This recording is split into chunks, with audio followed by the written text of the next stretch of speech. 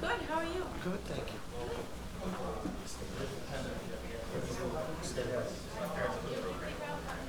Yeah, you know, I actually wound up getting the transcript and then we I have see. the inauguration transcript. All right, that's the mail. Which happened like never wait. Because I just got to the tail this week. I know in the beginning I interviewed one of them because I didn't put it all together, so maybe that was it, but let me, Wildly different nights. They're very close. that's the thing, it wasn't really in my rhythm, and I didn't, they didn't direct me to get them, so they didn't think enough to go get it. It was J-L-E.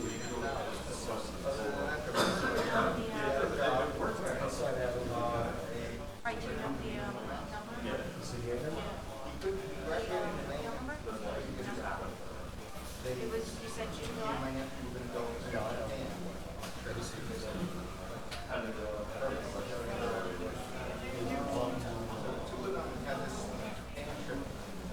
I meant July last year.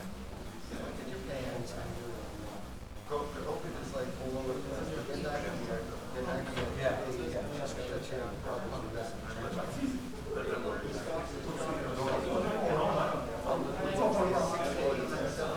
Oh, okay. Yeah. All right, great. Because I said at the beginning when I started doing it, I said, You don't? Oh my God. That's it. Call Joe Selick. Call the please, supervisor. it was just one or just a couple of, you have more than one property?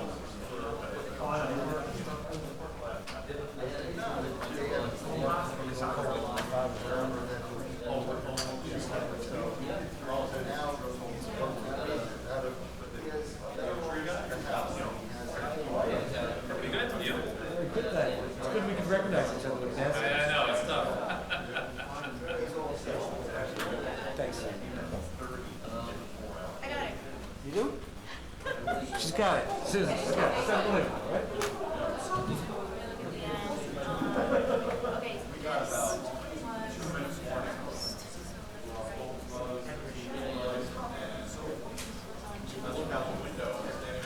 I don't know when they go. yeah, fine.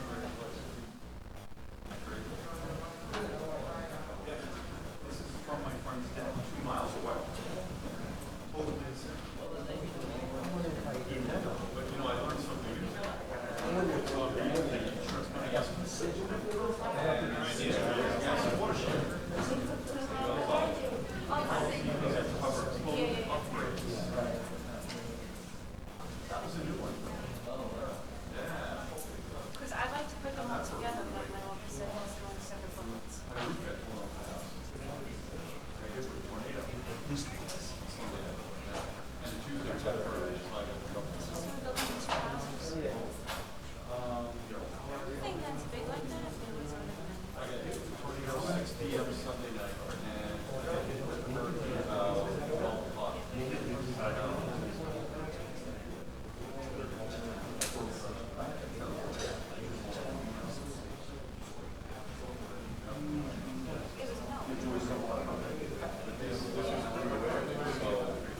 your customer. You're like a position of renovation. You're putting your policy to code upgrade. Also, we are gonna need your help on it, only because we are gonna need your help out. I don't want to know what actually going on. Just like to see what the job doesn't look like.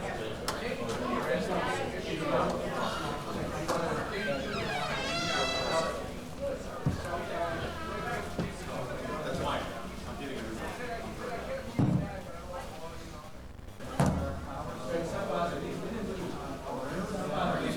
Florida, like on the beach.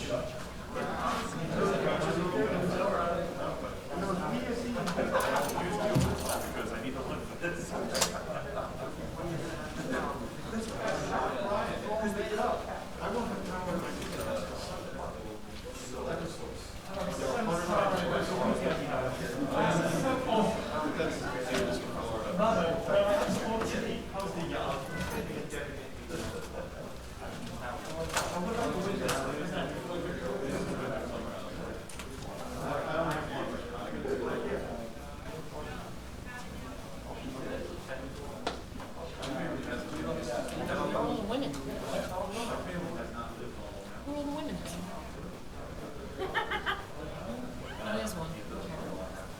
It's like a small night, but it's not.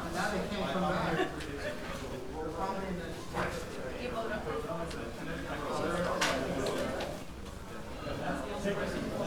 Scary video. My son had, and I was like, I'm open. You're a bush king. That's it.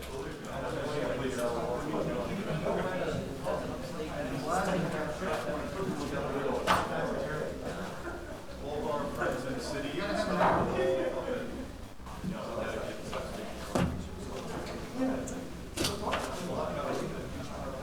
People are safer.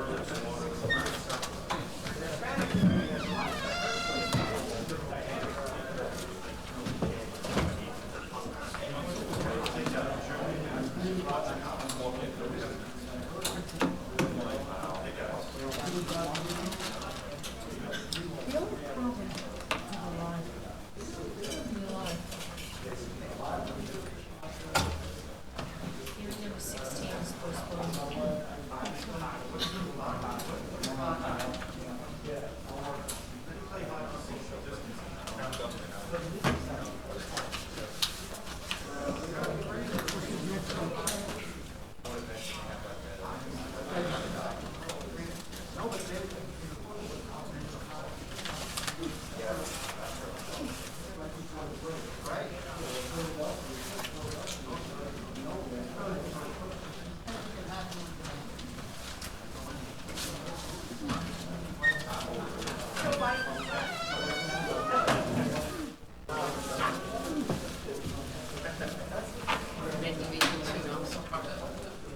I asked today.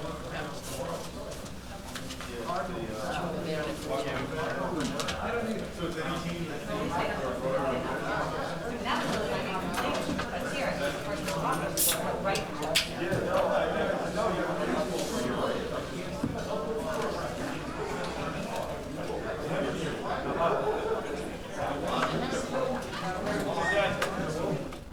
I think they're ready for it.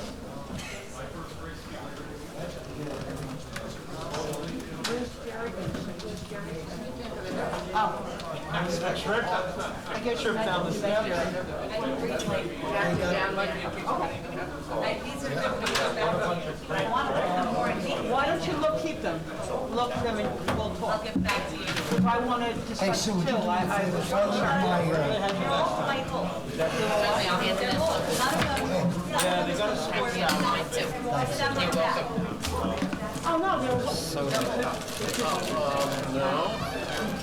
Wherever they want me to sit down. I was sitting over there. Yes, I think you're going to. I'm at the end. I don't know. Maybe Sue? Jerry does it all the They're making only Right, right. for now. Right.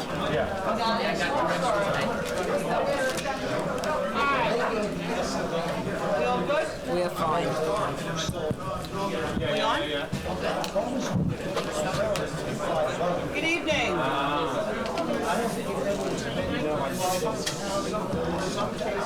Good evening. Everybody have a seat, please. Everybody, please sit down so we can get started. Where's your gavel? Ladies and gentlemen, can I ask you to please settle down so we can get started? Thank you. Good evening, ladies and gentlemen. Welcome to the Zoning Board of Appeals. I'd like to brief you on some of the ground rules as the procedures we use during our hearings. The applicant or their representative will come to the podium. If they're not an attorney, they'll be sworn in by our executive secretary. They'll present their portion of the case. Now, normally we ask if there are any interested persons in the audience. This will be the last meeting where the public is not allowed in. The next meeting in 2 weeks, I believe it will be restricted to 35 people at a time. If other people want to come in, they'll be held outside by groups, and they'll be allowed in, when their hearing is on. However, it is my understanding that the live feed is working out very well, so it will continue to be on the live feed even when these meetings are open to the public. So I think that's good news for everyone. The applicant or the representative could give some short rebuttal if new information's been raised. That's what we usually do, but we've been doing, and tonight will be the last night we'll be doing this, we hold the vote for 2 weeks. So that gives anyone who wasn't here an opportunity to view this live. They would have the 2 weeks previously, before this, to submit any concerns, and then they have the next 2 weeks to again send us emails, calls, visits, whatever they wish. And people have been taking advantage of that, and that's great. Everyone will have an opportunity to be heard this evening, regardless of the time. The stenographer can only take one person's testimony at a time. Please let us finish our questions before you respond. Lastly, at about 9 o'clock, our stenographer will have been typing for about 2 hours. We'll take a short 10-minute break at that time. I'd ask you to please stand for the Pledge of Allegiance. I pledge allegiance to the flag of the United States of America and to the republic for which it stands, one nation, under God, indivisible, with liberty and justice for all. Okay, thank you. Are there any postponements? We have one postponement tonight, hearing number 16, appeal number 20-273, Bayzid Oman, 1 Grand Court, Hicksville, New York. Has anybody appeared for that hearing? Let the record show that no one appeared. We will be calling the first case, and if you are an applicant with more than one application on tonight, please be prepared when you come up to present all your applications at one time.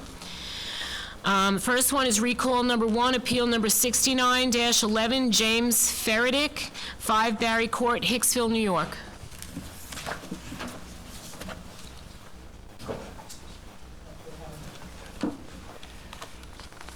Raise your right hand. Promise to tell the truth during this proceedings. I do. Name and address, please. Madam Chairperson, members of the board, good evening. Bernard Rogers, architect. My office is located at 2150 Wantagh Park Drive, Wantagh, New York, 11793. I'm here this evening representing my client, James Ferretic, of 5 Barry Court, Hicksville, New York, zoned R1-7 by the town of Oyster Bay. I'm before you this evening to amend the specific plan as presented for appeal number 69-11, dated January 2nd, 1969. The project was a one-story addition that was said to have a side yard setback from the addition to the southern property line of 8 feet when it was actually 6.7 feet. The aggregate side yard was said to be 13.46 feet when it's actually 12.2 feet. The front yard setback was said to be 22 feet where it is actually 22.1 foot. The plans that were filed for that permit number D1299, dated January 28, 1969, were incorrect in that they showed the addition being only 14 feet in width. They were drawn incorrectly. The addition, which was a forward projection of 2 existing rooms of the house, was really 16 feet in width. We have filed new plans which show the correct dimensions and sizes, along with the window style change of the bay window in the dining room. This completes our presentation, and I'd like to thank you very much for hearing our appeal. And from time to time, you may notice that I'll refer to my colleagues for input, because we break up the areas and we view the properties. Sometimes more of us than one visit, sometimes just one of us, depending. So that's what I'm doing if I do that. Any concerns on this? No, the rest of the lot has similar extensions and build-ups, look very much in keeping with the character of the neighborhood. Okay, great. All right, any other questions from the board? All right, any other correspondence? Nassau County Planning Commission has been notified of this application. Motion? Decision. Public hearing is closed. The decision will be mailed to you. It will be held up 2 weeks to give the public an opportunity to hear. Thank you. Have a good evening. Thank you. Next hearing is yeah, that's okay. Next hearing is hearing number 18, appeal number 20-275, Mitchell and Ariel Case, 38 Crescent Drive, Old Bethpage, New York. Madam Chairperson, members of the board, Bernard Rogers, architect, here tonight representing my clients Mitchell and Ariel Case, the owners of 38 Crescent Drive, Old Bethpage, New York, 11804, zoned R1-7 by the town of Oyster Bay. My clients are proposing to build a second-floor addition over their existing attached garage.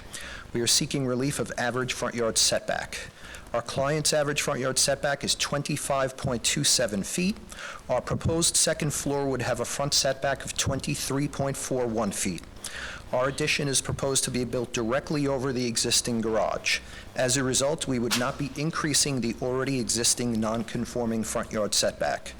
I'd like to note to the board that, as you can see on the property survey and as on our plot plan, this 23.41 foot dimension only exists at the corner of the addition. My client's front property line is radiused, so the non-conforming front yard only exists for about a length of 2.5 feet, or about 7 square feet in total. We feel that if approved, our proposal would have no adverse effects on the neighboring properties or the neighborhood in general. My clients have spoken with their next-door neighbor on that side, the Bogans, at 36 Crescent Drive. They've explained our proposal and why we must come before the board this evening to seek relief. The Bogans have said that they completely understand and have no issues with our proposal whatsoever. So in conclusion, I'd like to thank you very much for your time and consideration with hearing our request. Thank you. All right. Any other questions from the board? All right. Any concerns, yeah. Lou? Look, people would be fine, conform with the community. They're going directly over. the garage. Okay. Any other correspondence, Sue? Nassau County Planning Commission recommends local determination. Motion? Decision. Public hearing is closed. The decision will be mailed to you. Again, it will be held up 2 weeks for the public to be heard. Thank you. Have a good night. Thank you very much. Good evening. Good evening. Next hearing is hearing number 1, appeal -20. Walter Wright, 106 Harborview Drive, Massapequa, New York.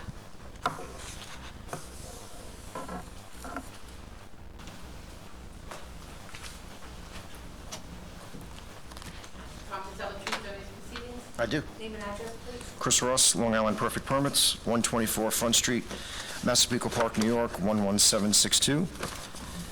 Today I'm here representing Mr. and Mrs. Walter Wright of 106 Harborview Drive, Massapequa, Section 65, Block 237, Lot 12. This is an R110 zone.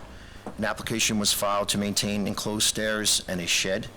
The existing lot coverage is 23.24%, where 20% is allowed in this R110 zone.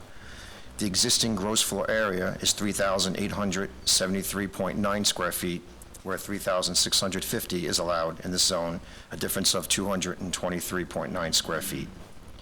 Lastly, the shed does not have the minimum side required setback of 3 feet. The shed maintains a 0.4-foot setback. The porch was enclosed about 15 years ago, and the shed was installed about 10 years ago as well. My clients have sold the property, living in Florida, and have a large escrow being held until the permit matters have been cleared up. And they have spoken to the surrounding neighbors, most of the surrounding neighbors, and they don't have any issues with this variance being granted. Lois, any issues with No, this? that's fine. Oh, Any other questions from the board? Correspondence? Nassau County Planning Commission recommends local determination. Motion? Decision. Public hearing is closed. Decision of order been mailed to you, and again, it'll be held up 2 weeks for the public to have an opportunity to be heard. Thank you. He has another one. Okay. Two more. Next hearing will be hearing number 8, appeal number 20-265, Rose Klein Seymour, 20 Intervale Avenue, Farmingdale, New York. Good evening. Chris Ross, Long Island Perfect Permits, 124 Front Street, Massapequa Park, New York, 11762. Today representing Rose Klein Seymour of 20 Intervale Avenue of Farmingdale. 48 is the block, section 48, 26622, and they're in the R17 zone. An application was filed to maintain an awning, platform, and stairs that do not have the required minimum average front yard setback of 25 feet. The existing front yard setback is 15.65 feet. Being one of the older homes on the block, the front setback is original to the house. The front yard setback original to the house is only 15 feet. These structures have been in place for well over 25 years. My client has sold the home, and there's a substantial escrow left until the permits are cleared up, and they have spoken to the abutting neighbors that don't have any concerns with this variance being granted. Any other questions from the board? No, I visited the property, yeah, and the house has been sold, very old house. Similar Large to the piece other of property. houses in the area? Similar to the other ones? No, it's, Because it's very old. yeah, Okay. All right. Delicatessen on the corner. yeah, Yes. Pete's Deli. Pete Stelly, worked there for many years. All right, yeah. All right, correspondence? Nassau County Planning Commission recommends local determination. Motion? Decision. Public hearing is closed. This decision of order will be mailed to you. It'll be held up 2 weeks for the public to be heard. Thank you. Number 10? Go ahead. We have another one? Which Number one? 10, yeah. Number 10. Hearing number 10, appeal number 20-267, Jay Pooler, 222 North Fifth Street, Bethpage, New York. Good evening, representing Jay Pooler of 222 North Fifth Street, Bethpage, Section 46, Block 51, Lot 60. They're in an R16 zone. An application was filed to maintain a one-story rear addition and raised open porch. The existing lot coverage is 29.45%, where 28 is allowed. Both structures were constructed well over 20 years ago. My client is planning on putting the house on the market. That's why they're getting these permits taken care of. And they have spoken to the abutting neighbors that don't have any objections to this variance being granted. 10. All right, anyone have a problem with it? Nope. All right, any other questions from the board? None. Correspondence? Nassau County Planning Commission recommends local determination. Motion? Decision. Public hearing is closed. The decision of order will be mailed to you. Again, it will be held up 2 weeks for the public to be heard. Thank you for your time. Have a good night. Night.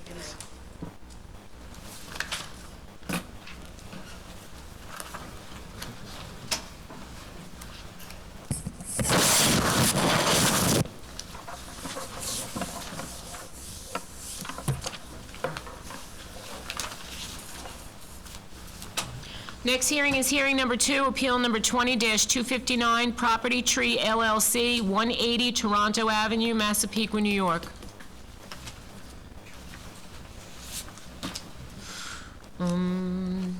Nobody here from Permits R Us? We have like 2 of theirs, all right, so we'll recall those in a little while. What was the other one, Rita? That's number 2 and number 6. Okay. Next hearing is hearing number 3, appeal number 20-260, Deborah Gagat, 3 Northwest Drive, Massapequa, New York.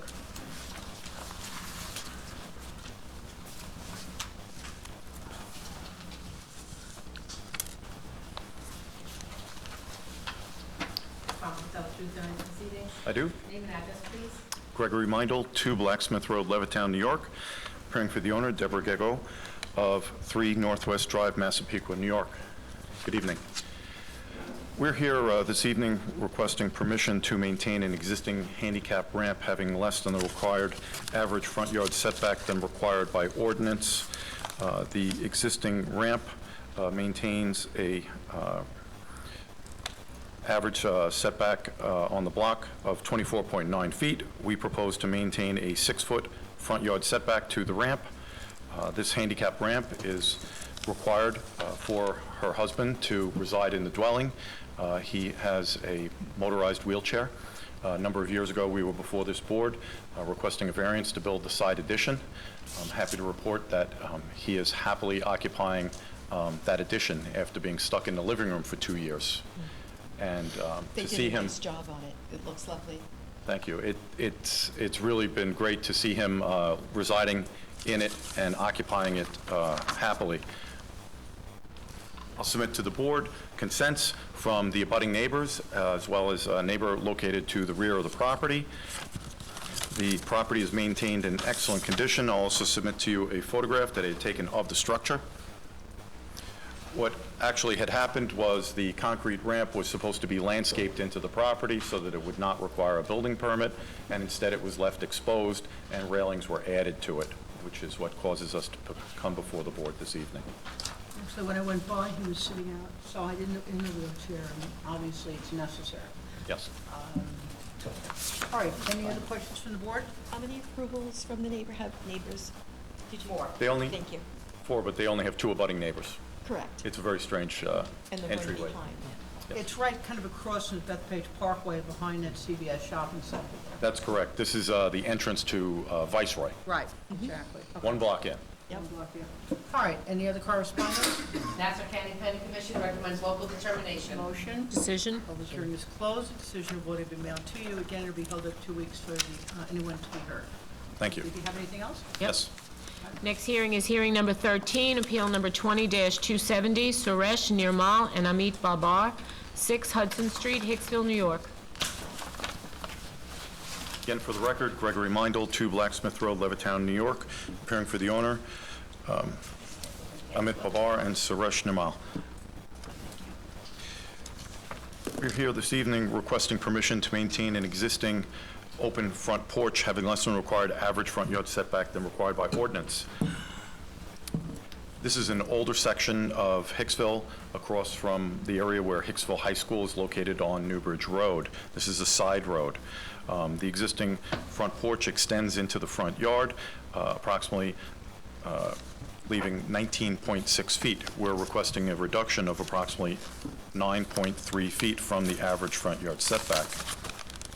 As you can see by the plan submitted, this is not an overly large porch. It's approximately 7.6 foot in width by 14 foot at its shallowest point, and then retreats back to 6.4 by 4.8. It allows entry into the split-level dwelling. It's maintained in excellent condition.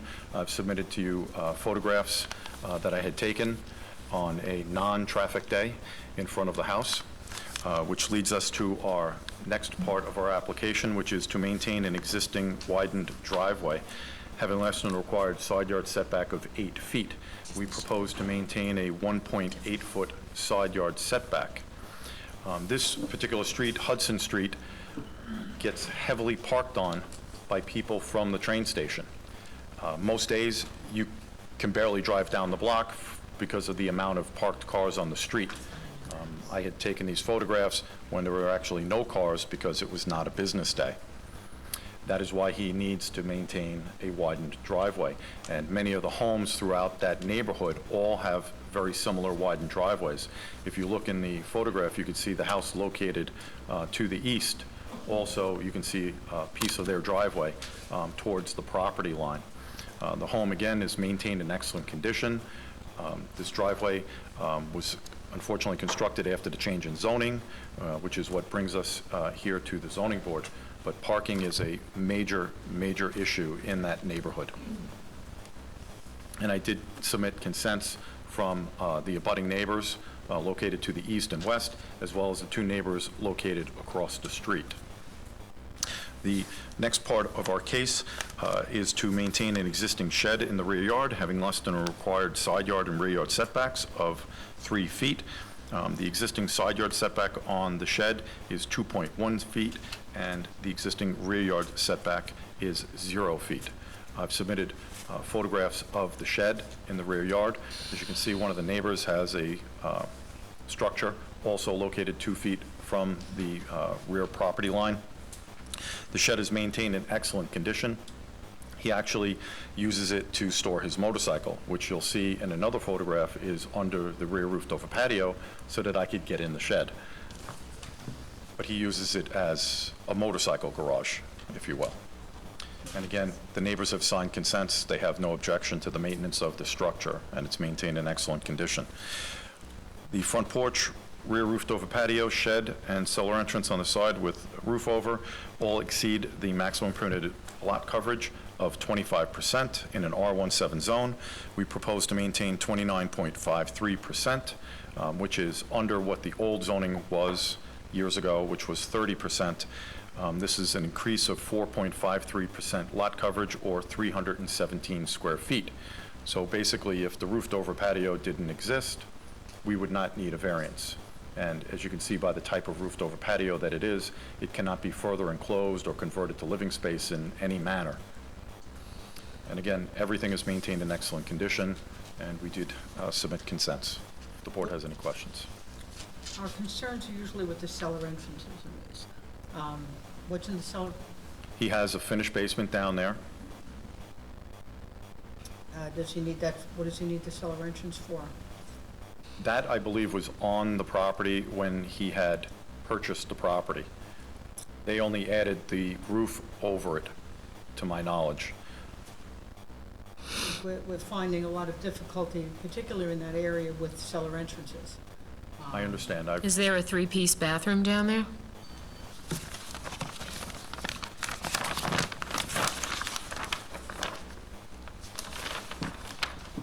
There's a three-piece bathroom towards the back of it, yes. We'll look it over and, were you there, Rebecca? I was there. In terms of the driveway and the setbacks, it does have, like, it's one of those blocks where the neighbors almost mirror each other. Right. So that all looks in keeping, but I agree with what you're saying with respect to the cellar entrance and knowing that there's, it's potentially living space down there with a three-piece bathroom, that's troubling. Obviously, you can't see that from the street. I think when we discuss it, and we'll see if some of our other colleagues will look at it, may consider removing the cellar entrance to Well, grant the petition. unfortunately, Mr. Babar, like many people, now have adult children moving back. His daughter, an adult daughter, is staying with him again, so people generally like to have the living space. We could convert it to an egress window well if we had to, but he would like to try to keep the cellar entrance. It has been there for many years, and like I said, he actually did not construct it, so. So it's legally it's habitable space in the basement? It's a recreation room, is what it will be, yeah. It's just becoming a big concern. All right, any other questions from the board? None correspondence? Nassau County Planning Commission recommends local determination. Motion? Decision. Public hearing is closed. Decision of board will be mailed to you, and it'll be held up for 2 weeks, so people have an opportunity. Sure. Thank you. Thank you very much. Have a good night. Thank you, you too.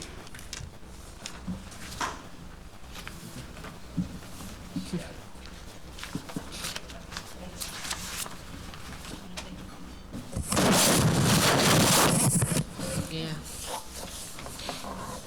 4.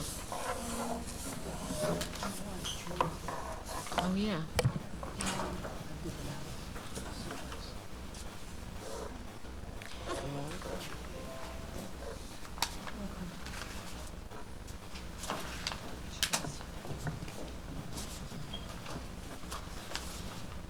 Next hearing is hearing number 4, appeal number 20-261, James and Holly Kearney, 50 Beverly Place, Massapequa, New York.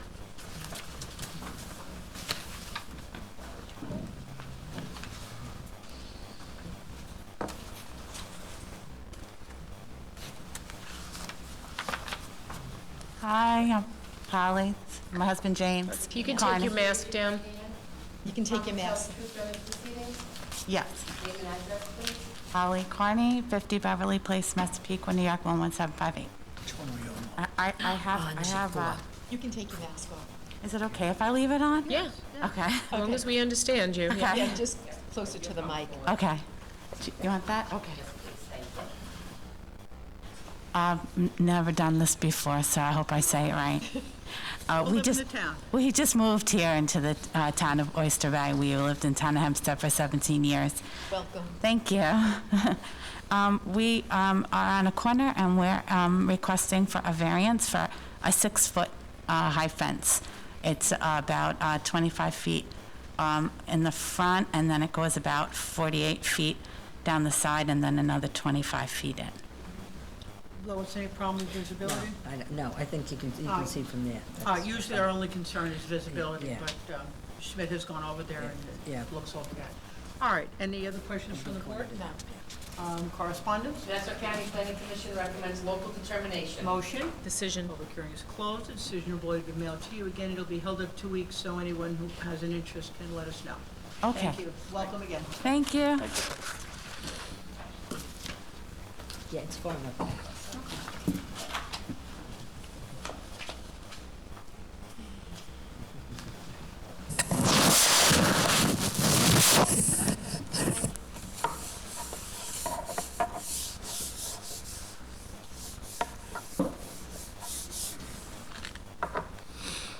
Next hearing is hearing number 5, appeal number 20-262, Bernard Vacara, 110 Harborview Drive, Massapequa, New York.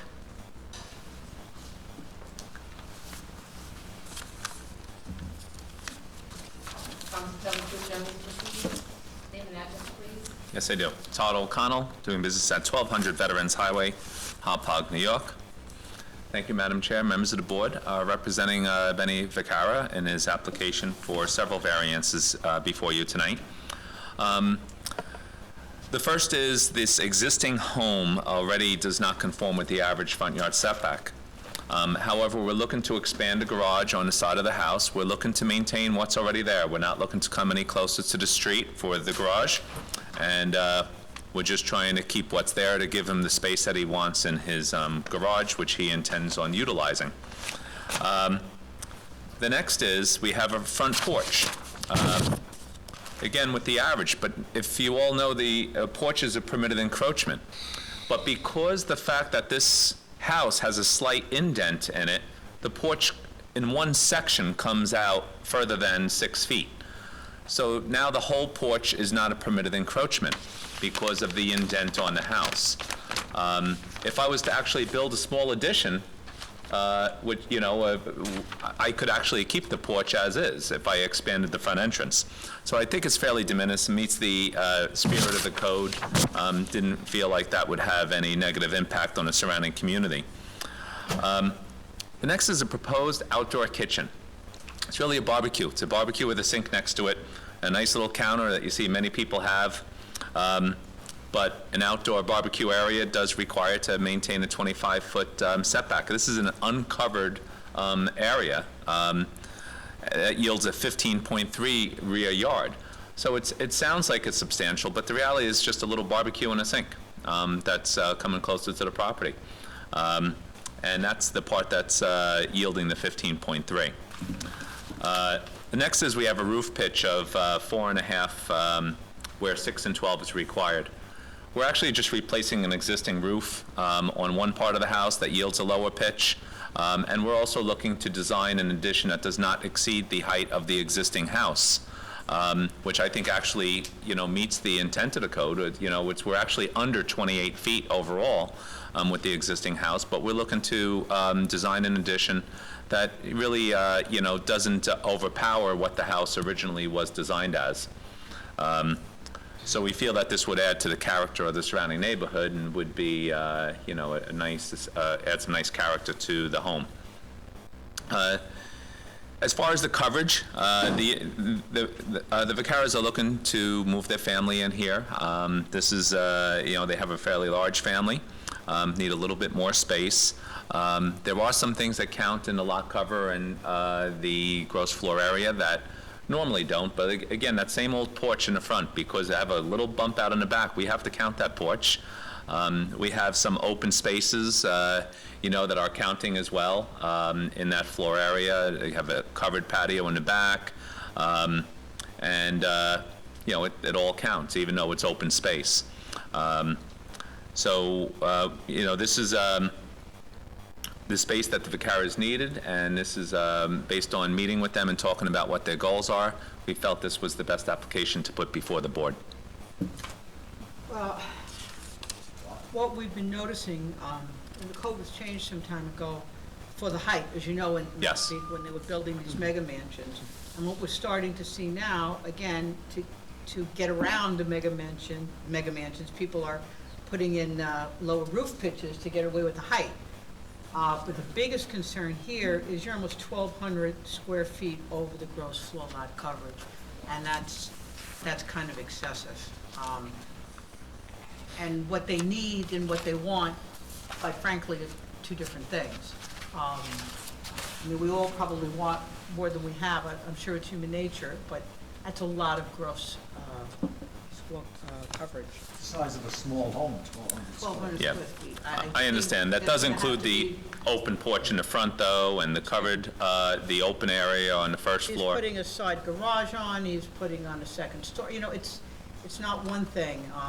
The combination is, just in my opinion, and certainly, I know Lois, you've been down there, it's getting big. It's getting big, yeah, it is. And it's starting to become problematic.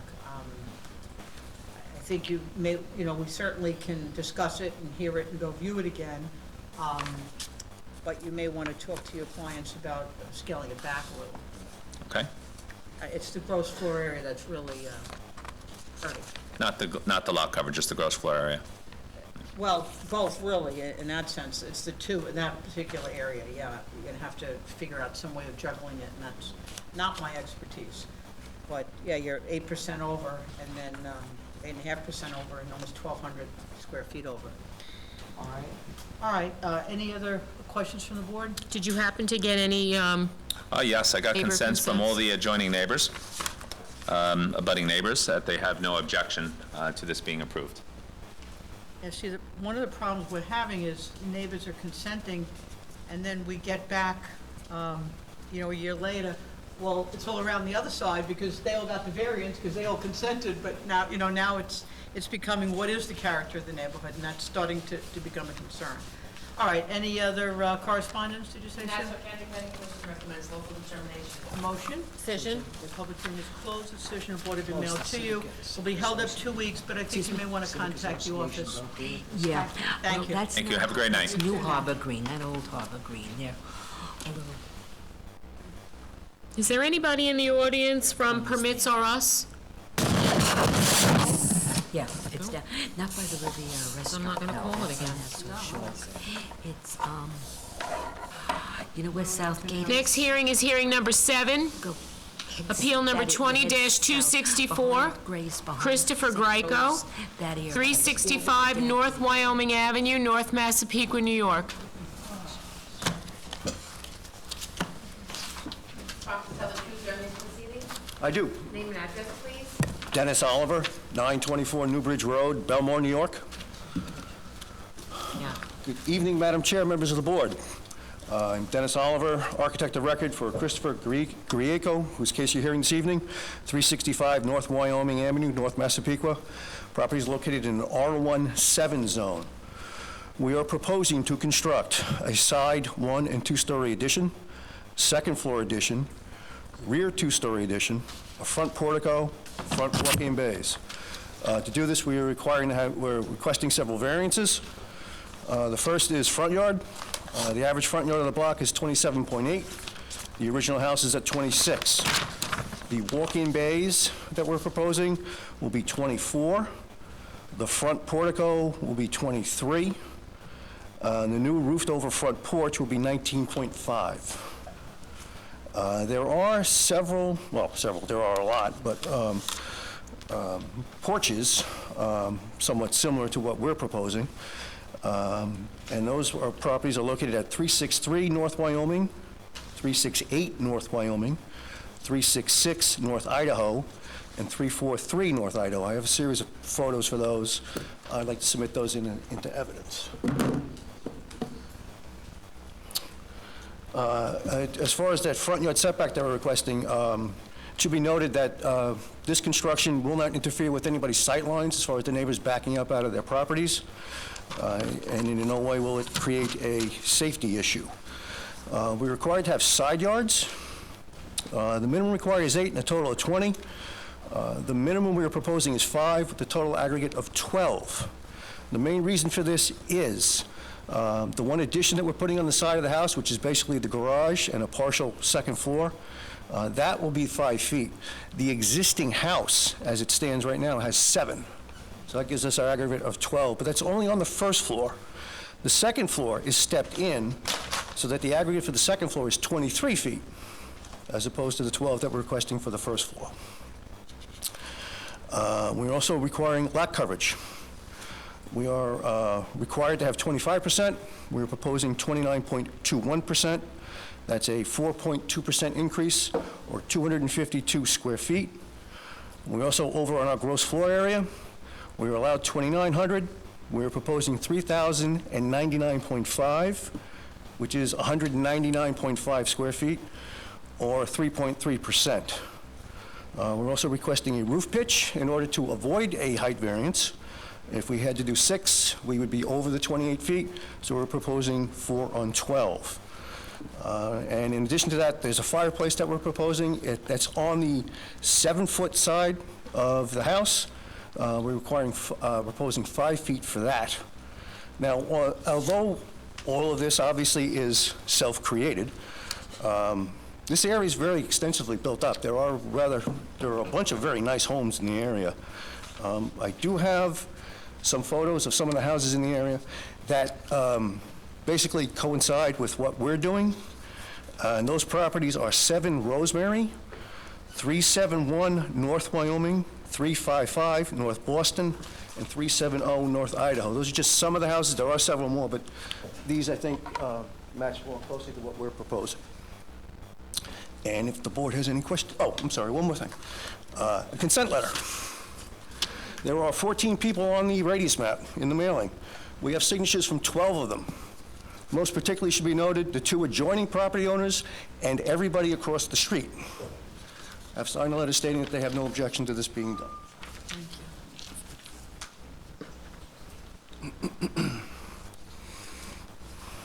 Thank you. Well, what's interesting about this area, very familiar with this area, some of the lots are extremely large. So many of the houses, and I don't have it in front of me now, but many of them, though they appear on paper to be large, may not have needed variances because they're extremely large properties. Correct. That's not the case in all of them. Here, you're requesting an awful lot of variances, an awful lot. And as you heard me point out to the gentleman before you, you know, the purpose of the height requirement was not to have high houses, not to lower the roof pitch. So what we're getting here is you're getting around the roof pitch, or we're getting around the height by lowering the roof pitch. That is not the spirit of what the town of West Bay was trying to do with the code. You know, so that's a concern. As far as the biggest concern that would bother me is cellar entrance. Should any of this be granted, I would recommend, as you heard me say before, it's got to remain a storage. These houses are getting bigger and bigger, and again, coming in with, well, you know, 2 other people did it, so now it's the character of the neighborhood. There comes a point where you have to look at it and say it's getting overwhelming. We do have an objection from someone on the block, and her concern is that these people evidently own another property right a couple of doors down, which they rent out, who she claims sublets it to a lot of people, and the police have been there, and they've had a problem with social distancing. I don't know that any of that is accurate or not, but we can certainly, you know, refer that to code enforcement.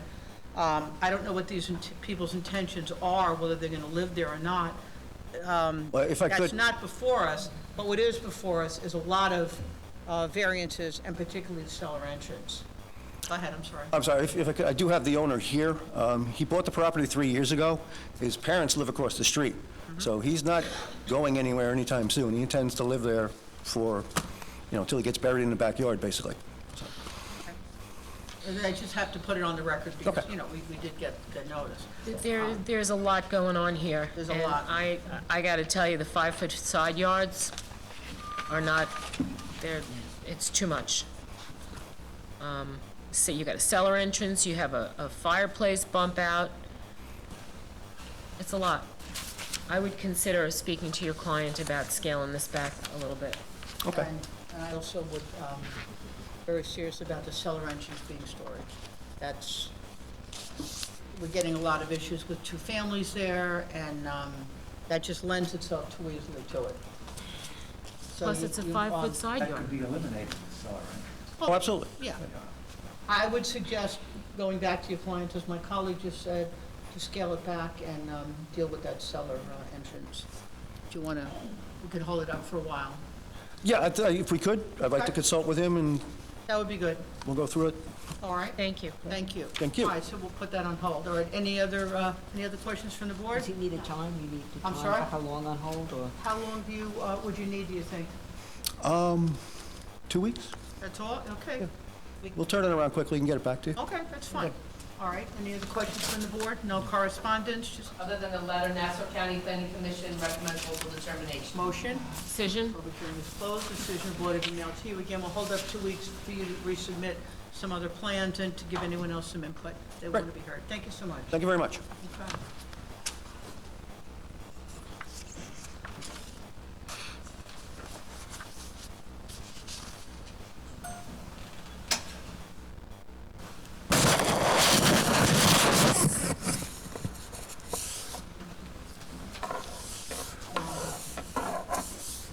I did it at home. That's why I'm prepared. It's my job. I have nothing else to do.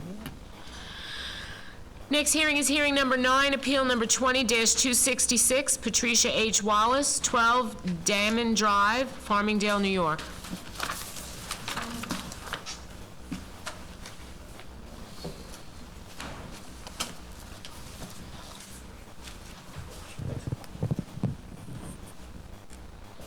Counsel, to adjourn these proceedings? Yes, I do. Name and address, please. Michael Palumba, architect, 80 Elizabeth Drive, Bethpage, New York, Yes. 11714.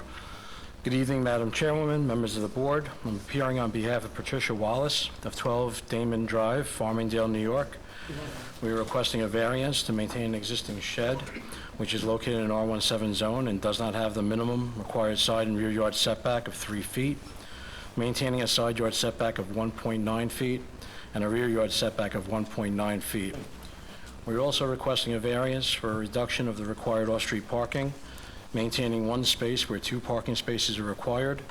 The existing garage was converted to habitable space over 30 years ago. Photos of the property have been submitted to the board. I do not have any consent letters for this application. However, prior to this evening's hearing, I did speak with several neighbors, and there were no objections to this application. Patricia Wallace is the executor of her mother's estate and has recently sold the property and has money being held in escrow pending the issuance of the required permits and COs for these structures. The property is well maintained, and the existing conditions are consistent with the character of this neighborhood. And that completes our application. Kathy, any concerns? Yeah, no, it passed, and it's very, the driveway is very, Large enough. yes, what Okay. is going on that lot, All absolutely. right. Any other questions from the board? No correspondence? Nassau County Planning Commission recommends local determination. Motion? Decision? Hearing is closed. The decision of board will be mailed to you. Again, it'll be held up 2 weeks for anyone else to. Understood, thank you. Do you have anything else, Mr. Plummer? Yes, the next 2. Okay. Well, you got me there. Next hearing is hearing number 11, appeal number 20-268, Maria Kyriakakis, 19 Laurel Place, Bethpage, New York. Again, for the record, Michael Palumba, architect, 80 Elizabeth Drive, Bethpage, New York, 11714. I'm appearing on behalf of Maria Kyriakis of 19 Laurel Place, Bethpage, New York. We are requesting a variance to maintain an existing second kitchen for a proposed parent-child use, which is located in an R17 zone and permitted with the Zoning Board of Appeals approval. Maria and her daughter, her 10-year-old daughter, will be living on the second floor of the residence. Maria's mother, Sophia Kyriakis, would be residing on the first floor. All of the adult occupants have signed the Declaration of Restricted Covenants, which requires 1 entry, 1 doorbell, 1 mailbox, 1 boiler, electric meter, and a minimum of 5 open risers to the second floor. We are also requesting a reduction of the required off-street parking spaces, maintaining 2 spaces where 3 spaces are required. The existing garage was converted to habitable space, or a portion of that garage was converted. We are also requesting a variance to maintain an existing 1-story rear addition with a roofed-over deck above, which does not have the minimum required side yard setback of 8 feet, maintaining a side yard setback of 5.7 feet. There is no intention of enclosing the roof over deck in any way, and we would have no objection with the board conditioning the application as such if approved. Just a note on the addition, Maria purchased this house 10 years ago, and that existed when she did purchase the house. The existing shed does not have the minimum required side front yard setback of 25.9 feet along Laurel Place and a minimum side yard setback of 3 feet, maintaining a side front yard setback of 23 feet and a side yard setback of 0.3 feet.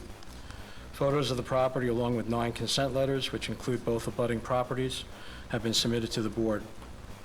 We are also in the process of satisfying a notice of violation with code compliance, which was issued for this property. The property is well maintained, and that completes our application. How did the notice of violation come up? Initially, there was a violation. I believe it may have been closed, but for some reason, I'm not sure if that is closed because... Was it an apartment or? The second kitchen was cited. It existed when she purchased the house. She's a single mom. Her mom's going to come in and live there and reside there with her. I believe that's still open because she said something about a September court date. So it's probably just a matter of seeing what happens. The only concern, one of the things we're starting to notice with even with the pandemic, with people moving back in and everything else, and we were just discussing this before we came in, the parking is really becoming a problem with a lot of, just in general, with one family homes. If you have 3 kids, there's maybe 5 cars in the house. If there's a husband, wife, and 3 kids, you have 5 cars. No, I understood. I mean, here, is there any way you can get another parking spot there? Well, And that would be, realistically, the front yard setback is 39.6 feet. Looking at the house to the right of the house, the property then arcs by the driveway, which is probably about a 34 to 36 foot length. With the cars today, you can fit 2 cars in that driveway. Actually, no, I'm sorry. Yeah, you can fit 2 cars in that driveway, and then 1 car in the garage, which is really the 3 cars that's required. But I guess the building department, by the number, I guess didn't have that exact 36 feet, and that's why they cited that. yeah. But in reality, you probably could fit the 2 cars in that driveway plus the 1 in the garage. Is there any way you think you can move those numbers around a little to get to 3 parking spots? I'll take a look at it and Appreciate that. discuss that with the zoning board. Yeah, because we've been just looking at, things are coming up, and as I said, going down, and I think it hit me more with the trees coming down. Even just driving the past few days, you can't get through some of these streets. It's a car parked on either side, almost all the way down, and then you have to kind of pull over. Cars are just being built so much bigger than they used to be.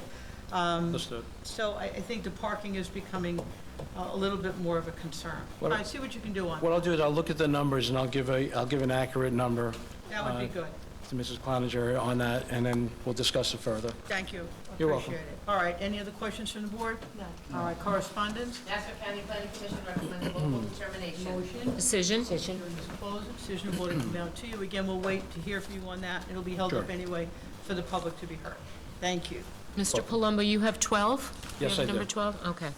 Next hearing is hearing number 12, appeal number 20-269, 16 Milton Street, Inc., 16 Milton Street, Hicksville, New York. Again, for the record, Michael Palumba, architect, 80 Elizabeth Drive, Bethpage, New York. We are appearing on behalf of 16 Milton Street, Inc., regarding the application for 16 Milton Street, Hicksville, New York. We are requesting a variance to allow an existing platform with steps to grade, which is located in R17 zone and does not have the minimum required average side front yard setback of 30 feet along Mangan Street, maintaining a side front yard setback of 11.2 feet. As you can see in the photos that were submitted to the board, there are 2 photos. One is the existing dwelling, the dwelling prior to this platform being relocated. The platform and the steps were relocated to the center of the dwelling. So really, it's the same condition that existed, but in a different location.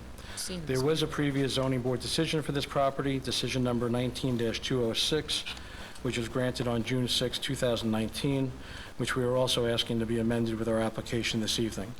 I do not have any consent letters for this application. The property is well maintained, and that completes our application on that.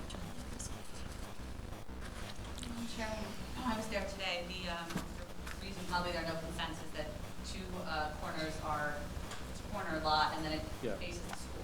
So there really aren't any neighbors, only on one side, that could take issue one way or the other. So this is the rear of the property? That's the front of the property. That's the front. Yeah. That's, We've seen this before, recently? yes, this was before you before. The photo, I believe in your left hand, was, yeah, that was the existing platform location. So that's, And then the photo in your right hand is the photo, is the... I don't see the The entry is platform. moved to the center.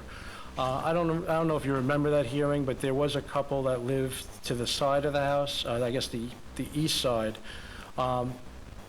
Their concern was the entry, and I think they're probably happier that it's moved further toward the center of the house. Because I think originally there was an entry on the side street, on Milton Street as well, which they removed. It does, but it's a corner lot, and there's no, there's really only one abutting neighbor. Yeah. And it faces the school. I did that, not that it matters for the purposes of this application, but that window with the balcony is a little weird. I've never seen that before. Yeah, that was the existing dwelling. so that's a window? They can't get out to that balcony? No, there's a sliding glass door, there's a sliding glass door in that Step out room. balcony, for sure. With like it has like, almost like a lattice on it. Yeah. It's an open balcony to a bedroom on the second floor. To the front of the house? If you overlooked water, it might make sense, but I'm like, why would you want to go out and look at the That's a school? beautiful view of the school. And that platform on the side is still I don't get that platform on the This? side, yeah, That's what we're talking about. yeah. This. I didn't take note of that, but this is not the building anymore. It's the blue building now. But this Right, so still that's exists. gone? But the balcony still exists. Balcony existed with the existing dwelling. Still exists. Yes, it does. But that thing on the side is Are you gone. referring to, No. looking at the house, are you referring to the right side of the house? This, The old photo?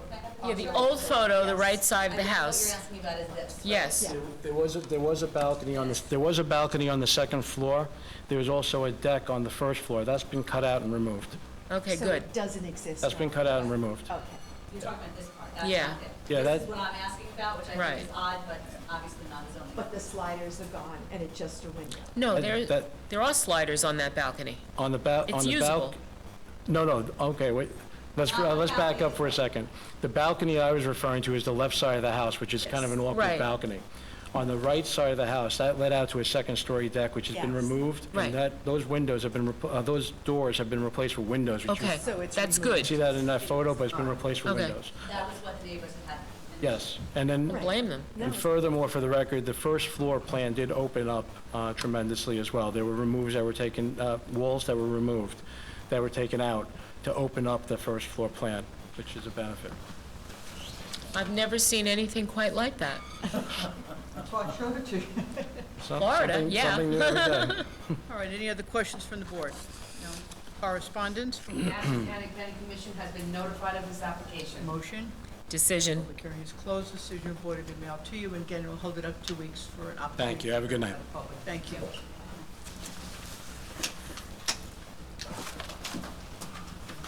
You're welcome.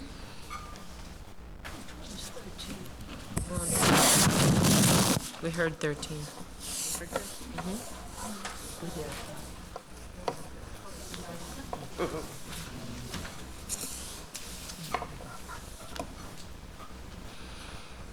Next hearing is hearing number 14, appeal number 20-271, Sarabjit Singh, 26 West Avenue, Hicksville, New York.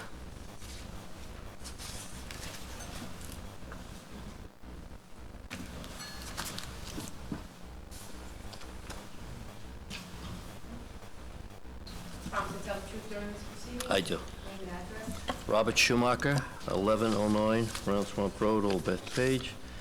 Good evening, Madam Chairperson, members of the board. Representing Mr. Singh of 26 West Avenue in Hicksville, passed up some photos, consent letters for the board. Mr. Singh is seeking a variance to maintain a rear addition having less side yard setback, rear yard setback, exceeding the rear yard lot coverage, and to maintain a fence having greater height than required.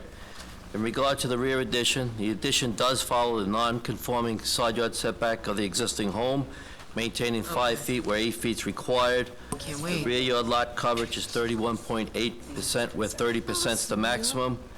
In regard to the fencing does come past the house. It's a 6-foot vinyl fence. This is a unique property as the house is set back quite a distance from the street. It's an older, non-conforming house. The fence does not pose any interference with traffic at all, as the photos show. We do have consent letters from the two abutting neighbors at 28 West Avenue and 24 West Avenue. There is a PVC fence around the rear of the property. When the homeowners purchased this home, it did need work, and they have since cleaned up the property, as the photos show. It's an attractive house. Is there a storage area in the back? Is there a storage area on the Part of the addition storage, yes. See where the doors are? Yeah, outside, that looks like a store. Can that be removed, just the storage part? Because it gives it an awkward appearance. I'll speak to the homeowner about that, if we could leave it open. Yeah, I think that would make a difference. How about you, Rebecca? The storage area kind of blocks it and Yeah, I totally agree. I mean, makes it look almost like a garage or something. yeah, and it has a doorknob. I mean, it looks like, you know, Yeah. point of entry almost. Yeah. I'll speak to the homeowner if we could leave it open for a couple of weeks, for the rear addition. Okay. Yeah. All right. Any other questions from the board? No. Correspondence? Nassau County Planning Commission recommends local determination. Motion? Decision? Hearing is closed. Decision will be mailed to you. Again, it'll be held up 2 weeks, and you'll let us know about that little storage area? Yes, I will. Thank you. You have another case? Yep. Next hearing is hearing number 17, appeal number 20-274, Mary Shapiro, 1 West Park Drive, Old Bethpage, New York. Good evening again, Robert Schumacher, 1109 Round Swamp Road, Old Bethpage. I have some photos and consent letters for the board. I want to pass up. 17. You know what? Well, it's just a moment, just look. Yeah.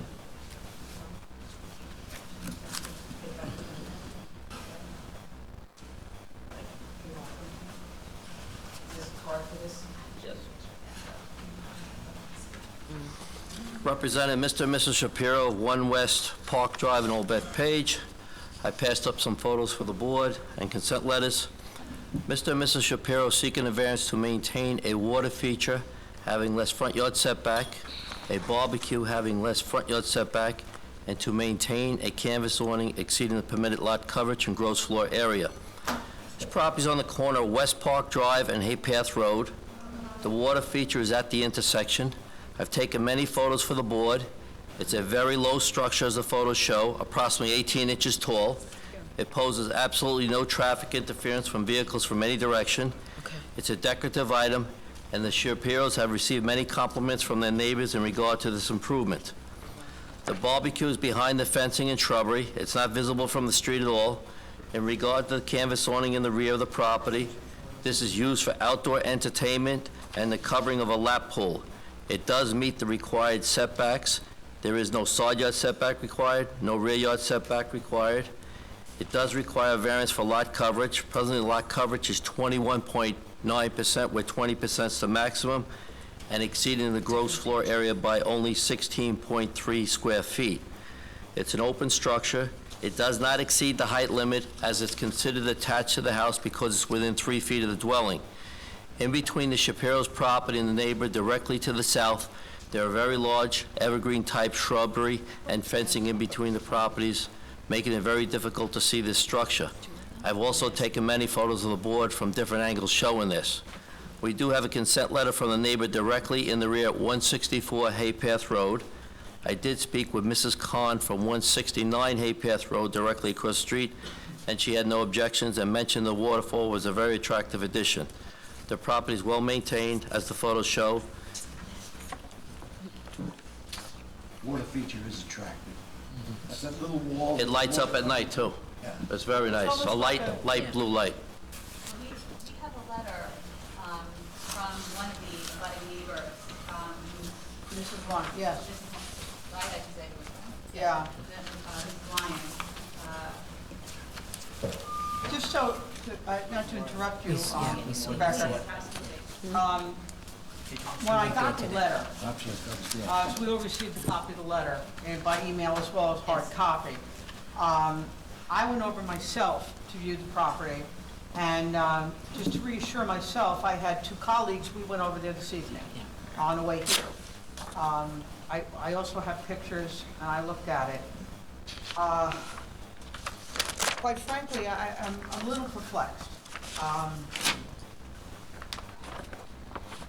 The neighbor that is, well, let me put it to you this way. The water feature is very de minimis. It is on a corner, it's a law office practice. It's an extremely attractive corner piece of property. The water feature is like a small pump. It's not like a waterfall. That's what I was envisioning. You know, when I saw it was 0 feet, I'm picturing this big waterfall. It's a little pump. The existing barbecue, we went by again, and we had to really look to see if we could even find the barbecue because it's so shrubbed on at least 2 sides of the property. The neighbor that's complaining has sent in voluminous material. Her main concern, from what I can glean, is the awning. She refers to it as electric blue and as a circus tent. And I'm looking at the pictures you submitted. I'm looking at the pictures that I have, and I'm also looking at what we observed with our own eyes. It is blue. I don't know what electric blue is. What it looked like to me is a large pop-up. You know, like if you were going on a barbecue, you'd bring a pop-up. It's not like in permanent structures. I don't know if it's, I mean, we all live, you know, near our neighbors. It appears what she's asking for, what the Shapiros are asking for, is less than 2% of lot coverage and a couple of hundred the gross floor area. It is really a de minimis request in terms of the awning. There is an open code compliance case. My understanding is it's in court, and court is waiting to see what happens here before they move forward. In the voluminous material that the neighbor sent, she is suggesting ways for the owner to put up a different room. She's given him suggestions where he can go shopping for sunrooms, etc. That's what I have the packet here. I'll share with everyone so we can all, I want to make sure we all review it. What I think is happening here, and I don't know if you're aware of this, Mr. Schumacher, the Shapiros moved in a couple of years ago. And I think before that, the next door neighbors had maybe quiet people next door and there was no problem. It appears when the Shapiros moved in, Mr. Shapiro, who was an attorney, approached her, the neighbor, and asked if he could use some of her property to do some work in the back. And the neighbor graciously did. Evidently, from what I can gather, Mr. Shapiro, according to her, I have no idea if this is true or not, did not keep his word. He didn't fix her grass. He made mud and really made things very unattractive for the neighbor. And basically, what I'm gleaning from this, and of just years of experience and common sense, is that Mr. Shapiro, if this is true, is not a very nice neighbor. He's also an attorney. Shame on him. He should have known better to get these permits. If he didn't know better, maybe he didn't. Maybe the construction company told him he didn't need it because it's canvas. This is not a permanent type of an awning like a roof. It's canvas. So I don't know what he was told. But it appears to me that Mr. Shapiro did not go out of his way to appease this woman in any way. That's not what we're here for, and that's not what this board does. If I had the opportunity to speak to Mr. Shapiro, I suppose I'd like to do what my mother used to say, is give him a severe yelling at, because I don't know that maybe he could have approached it differently. That being said, what's before us is an attractive small water feature that in no way affects the neighbor who's complaining, as well as the barbecue. I don't see it. The neighbor that would be affected consented. And as I said, the awning is canvas. It's, I mean, picture a pop-up awning, you know, that you would bring to a picnic. Now, is it large? Yes. But he's not looking for a rear yard coverage, and he's not looking for a height requirement. The only thing I would ask, and I had intended to go there today, but then because of the storm, I had a lot of difficulty It's a mess getting, out there. I wanted to cover my sort of assignments, and I didn't have time to get over to this area of Old Beth Page, but I wasn't in the backyard, and one of the things that Ms. Lyons says is that the arborvitae that was planted is small and not really screening her view. Were you there? Did you see them? Yes, they are. Huge. Mrs. Shapiro put them there because there's a 6-foot Yeah. fence there. The pictures don't lie. The pictures don't lie. You saw the pictures I presented to the Yeah. board. They got to be at least 12 feet tall. They're not small. There's the photo. I took those yesterday. The gross floor area is only exceeding 16.2 square feet, and the contractor that did install this did indicate to him that it did not need a permit because it's a canvas awning. And unbeknownst to him, the waterfall and the barbecue, he didn't realize they needed permits. They're small structures, like you said. The waterfall is a very attractive addition. I go by it twice a day. It's very nice. At night, it has a little light blue on it, and all the neighbors, you've probably seen it, you know, in the neighborhood. And he has a nice flagpole in front of the house, you know, with a plaque there. The house is kept very well. It's well maintained. There's personality problems between the neighbors, of course. I'm aware of the letter. I'm aware of the neighbor next door, unfortunately, but the property is well maintained. Not like the house directly across the street. That was abandoned. I was going to mention That was a like the horrible zombie house, you know, night and day. It's two different Just like houses the there. zombie house. And from what I'm looking at, even the pictures that the neighbor sent herself, the only place I think she can see the awning is from her upstairs rooms. I think if she's sitting on the deck, I mean, we had to really go out of our way to see it. And I understand that this is very upsetting to this woman, but understanding that it is a de minimis request and a lot of her concerns are really not something the board can address. The zoning issues are minor. I just wanted to make sure that at least 3 of us did see it, because we did get so much material, and we did carefully look at it. It's not something we took lightly. And in light of many of the things that come before us, safety issues and hazards and, you know, all kinds of rear yard coverages, height requirements, none of that is here. Does the canvas come off during the winter? Is it removed? No, he leaves it on there. He leaves it on, he's got some kind of it's either a spa or a... Lap pool. Spa, I don't know if it's... A lap pool, small lap pool. I think it's an infinity pool, Yeah, one of those yes. things. Yeah, you can barely see it, and the awning goes over it, I guess, so he has some protection. Can't really see anything from the street. No. I took a lot of photos for the board, from all different angles. You saw them all, and it's about 15 photos there. Maybe if your client got together with the neighbor, they could resolve the problem. No, impossible. That's sad, because All right, Mr. Schumacher, but any other questions from the board? None. All right, and again, other than the correspondence, which we have quite a bit of, and I have reviewed it, and I will certainly share it with the board members to review everything else in addition to what we've seen. Motion? Decision. All right, the public hearing is closed. Decision of board will be mailed to you. And Nassau County Planning Commission recommends local determination. Thank you, my apologies. And we'll hold it up for 2 weeks again for any other information that anyone would wish to send in. Thank you, Mr. Schumacher. The next hearing is hearing number 20, appeal number 20-277, Mark Balazer, 17 Yates Lane, Jericho, New York. Robert Schumacher. 20. 1109 Round Swamp Road, that page. Yes. Representing Mr. and Mrs. Bowles of 17 Yates Lane in Jericho. I passed up some photos for the board. Mr. and Mrs. Bowles are seeking a variance to maintain a deck exceeding the lot coverage and for a shed having less side yard setback than required. Present lot coverage is 22.9%, where 20% is the maximum. The shed is maintaining a 1.1-foot side yard setback where 3 feet is required. The shed is only 67 square feet, no permits required. There is shrubbery in front of the shed and fencing on the side. I've taken photos for the board. It's a small deck, approximately 5 by 12. It's not roofed over or enclosed. There's never been any complaints or violations from the town on this property. As the photos show, the house in excellent condition, and the house has been sold. All right, any questions from the board on this? None. All right, any correspondence? Nassau County Planning Commission recommends local determination. Motion? Decision. Public hearing is closed. The decision of the board will be mailed to you. Again, it will be held for 2 weeks for the public to be heard.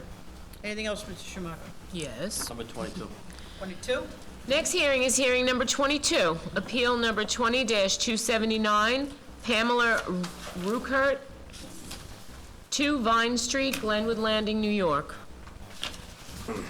Robert Schumacher, 1109 Round Swamp Road, Old Beth Page. Representing Ms. Ruckett of 2 Vine Street and Glenwood Landing. I've taken many photos for the board and also correspondence from the homeowner documenting some history in regard to the property. Ms. Ruckett seeking a variance to maintain a front portico having less than the required average front yard setback and to maintain an enclosed porch having less side yard setback than required, exceeding the permitted lot coverage, and to maintain an air conditioning unit having less side yard setback than required, and for fencing having greater height than required. This property is on the corner of Vine Street and Walnut Street. As with many corners, any type of improvements are difficulty without variances. The existing enclosed porch does follow existing non-conforming setback of the existing house. The porch and the portico were here before Ms. Ruckett purchased the home over 28 years ago. Nothing has changed with these improvements. In regard to the air conditioning unit, there's no other practical place for the air conditioning unit. There is fencing and shrubbery in between the properties. In regard to the fencing is much needed for the security of Ms. Ruckett. Some of the fencing is located over the property line. This will be relocated to the property line if this variance was granted. Also, at the intersection, the fence has been angled off. I've taken many photos for the board showing the fencing does not pose interference with traffic from either direction. On the other side of Walnut Street, on the opposite corner, they have a similar fence. And there's another property at 8 Vine Street that has a similar fence.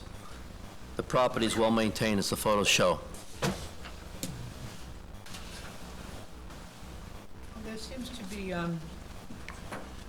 you'd get a chance to look at it with all the trees down, right, Rita? I couldn't get couldn't to get up Glen there. Head if I tried. Yesterday was a little, or the day before was a little difficult Even navigating today. around. Yeah, we have a letter, I guess, from the owner.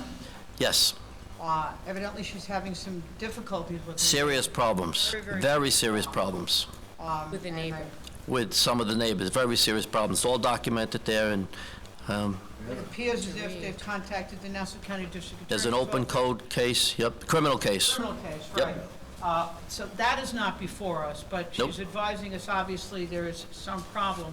But I think, Rita, you'll look at the property during the week. I definitely will. Yeah, and if you want us to look at it, we will as well, just to make sure.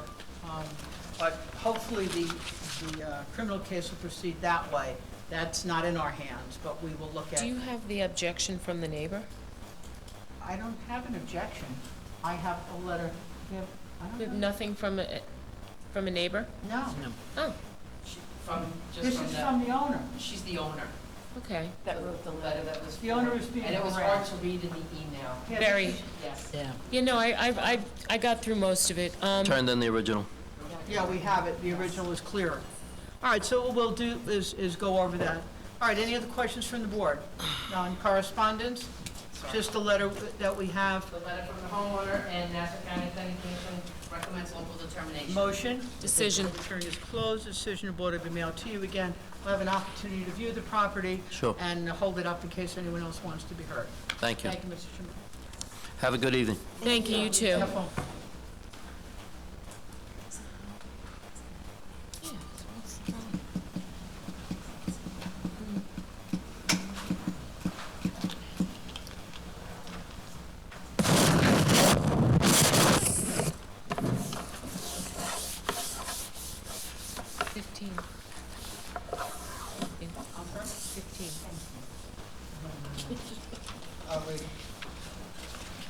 Next hearing is hearing number 15, appeal number 20-272, Stephen Pope, 3 Sussex Street, Hicksville, New York.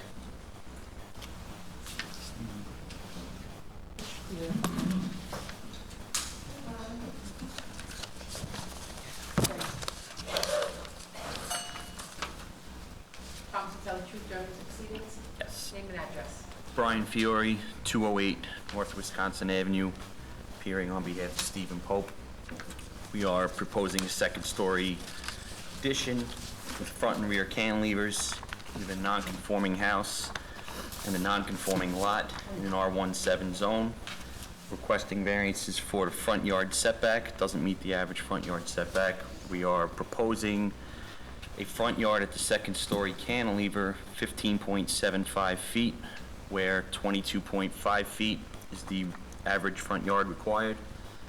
And at the front porch, front yard setback of 11.75 and the steps 9.75. We are also exceeding the maximum building coverage. The house is already over the building coverage. We are proposing 37.9%, where 25% is required. We're existing at 33%. And the gross floor area, we're required to be at 2,092.5, and we're proposing 2,631.3 for the gross floor area. If this house was the proper square footage for the lot, it wouldn't require any variances. If R17 for a 7,000 square foot lot, they would be under the lot. They would be under the lot coverage, and they would be under the gross floor area. We're also cantilevering the back of the house, and it's encroaching the side yard. We're required to have 8 foot, and we're proposing 6 foot at the second story cantilever. And that completes the application. And I think you heard my pitch before. It's a substandard lot. They've already gotten some variances. It's already oversized. They bought the lot knowing it. Still got variances. You're over 600 square feet over gross floor, 37% over the gross floor area. Again, it's too big. Madam Chairwoman, when I was there today, and while there are a few expanded homes, it's not, that block is not one where every house has been expanded, so it's that slippery slope that you were talking about earlier. Again, the cantilever, and this is where, even if we had consent, that doesn't necessarily mean, like we said before, then you're setting a precedent and it's making it worse. We're getting more and more, and it's pushing the envelope, more and more. So gotta get scaled back. That's at least my opinion. We're building over the main original footprint of the house. There was a garage and a breezeway that's been, enclosed into living space. The porch is what's really pushing them over their lot coverage. If they didn't cantilever and built over the original, footprint and didn't change the lot coverage, they'd still be over gross floor area. Well, they're over gross floor area because, it's like trying to squeeze 10 pounds into an 8-pound bed. I don't know how else, to say it. The lot's small, and they're, like you said, if it were a standard lot, but it isn't. So, that is something we have to consider. I would suggest, we'll talk about it, and I know, Rebecca, you've looked at it and indicated it's not the norm. And we certainly don't want to set this kind of a precedent going forward. There are some, but it's not one of the blocks where they've all been blown out. So I don't know if you want to take it back to your client, or? It's a family where the parents own the house and the daughters and her family are moving in, which is why they're creating these extra bedrooms. Parents, live on the first floor. Still gonna be one kitchen, but they do have a family that they're putting these bedrooms for. I don't know. I think, the original, they're expanding, I don't know how to explain it. They're building over the original footprint of the house. We understand it, we do. It's just that. If they were to simplify it with not expanding the lot coverage, they'd still be over the gross floor area, no matter what they do. So. But how much? They simplified it.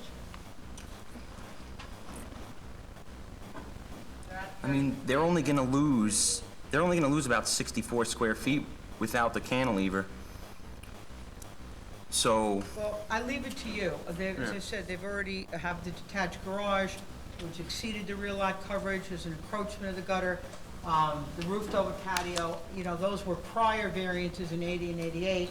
Now it's, there comes a point Right. where it's enough. So you do what you wish. We'll discuss it. Yeah. Another one of us can go view it, though I know I'm sure Mr. Alessia has clearly looked at it, and we see it on Google Earth, and we can certainly take another ride by, but I just also want to. at 10 pounds in an 8-pound bed. I want to make a point that we're proposing 37 actually, I'm sorry, we're proposing, where is it? 37.9%. There was a prior variance, approved them at 44.5% also, which was some kind of error, but we're way under the 44.5 that was previously approved. Well, on this house? Yeah. Well, it doesn't mean we have to approve another one. Maybe we were over generous then, or maybe it wasn't being built. I can't speak to that. Yep. I'm just giving you an opportunity. As I said, I I will don't know how I... gladly speak with the owners to see if Probably a we good can idea. cut it back, but I don't see how they're gonna fit their bedrooms without scaling back. Okay. All right. Any other questions from the board? On correspondence? Nassau County Planning Commission recommends local determination. Decision, motion? Decision. Public hearing is closed. The decision will be mailed to you. If we don't hear from you in 2 weeks, we'll let anyone else, have an opportunity to be heard. If we do hear from you, you can certainly contact us and we can hold it up or do whatever you wish. Okay, thank you. Thank you. Have a good night.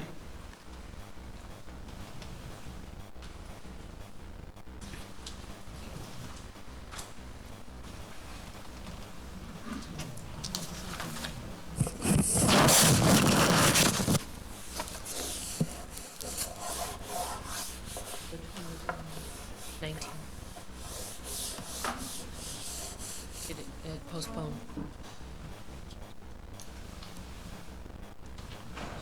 Next hearing is hearing number 19, appeal number 20-276, Lidl US LLC, 1000-1064 Old Country Road, Plainview, New York.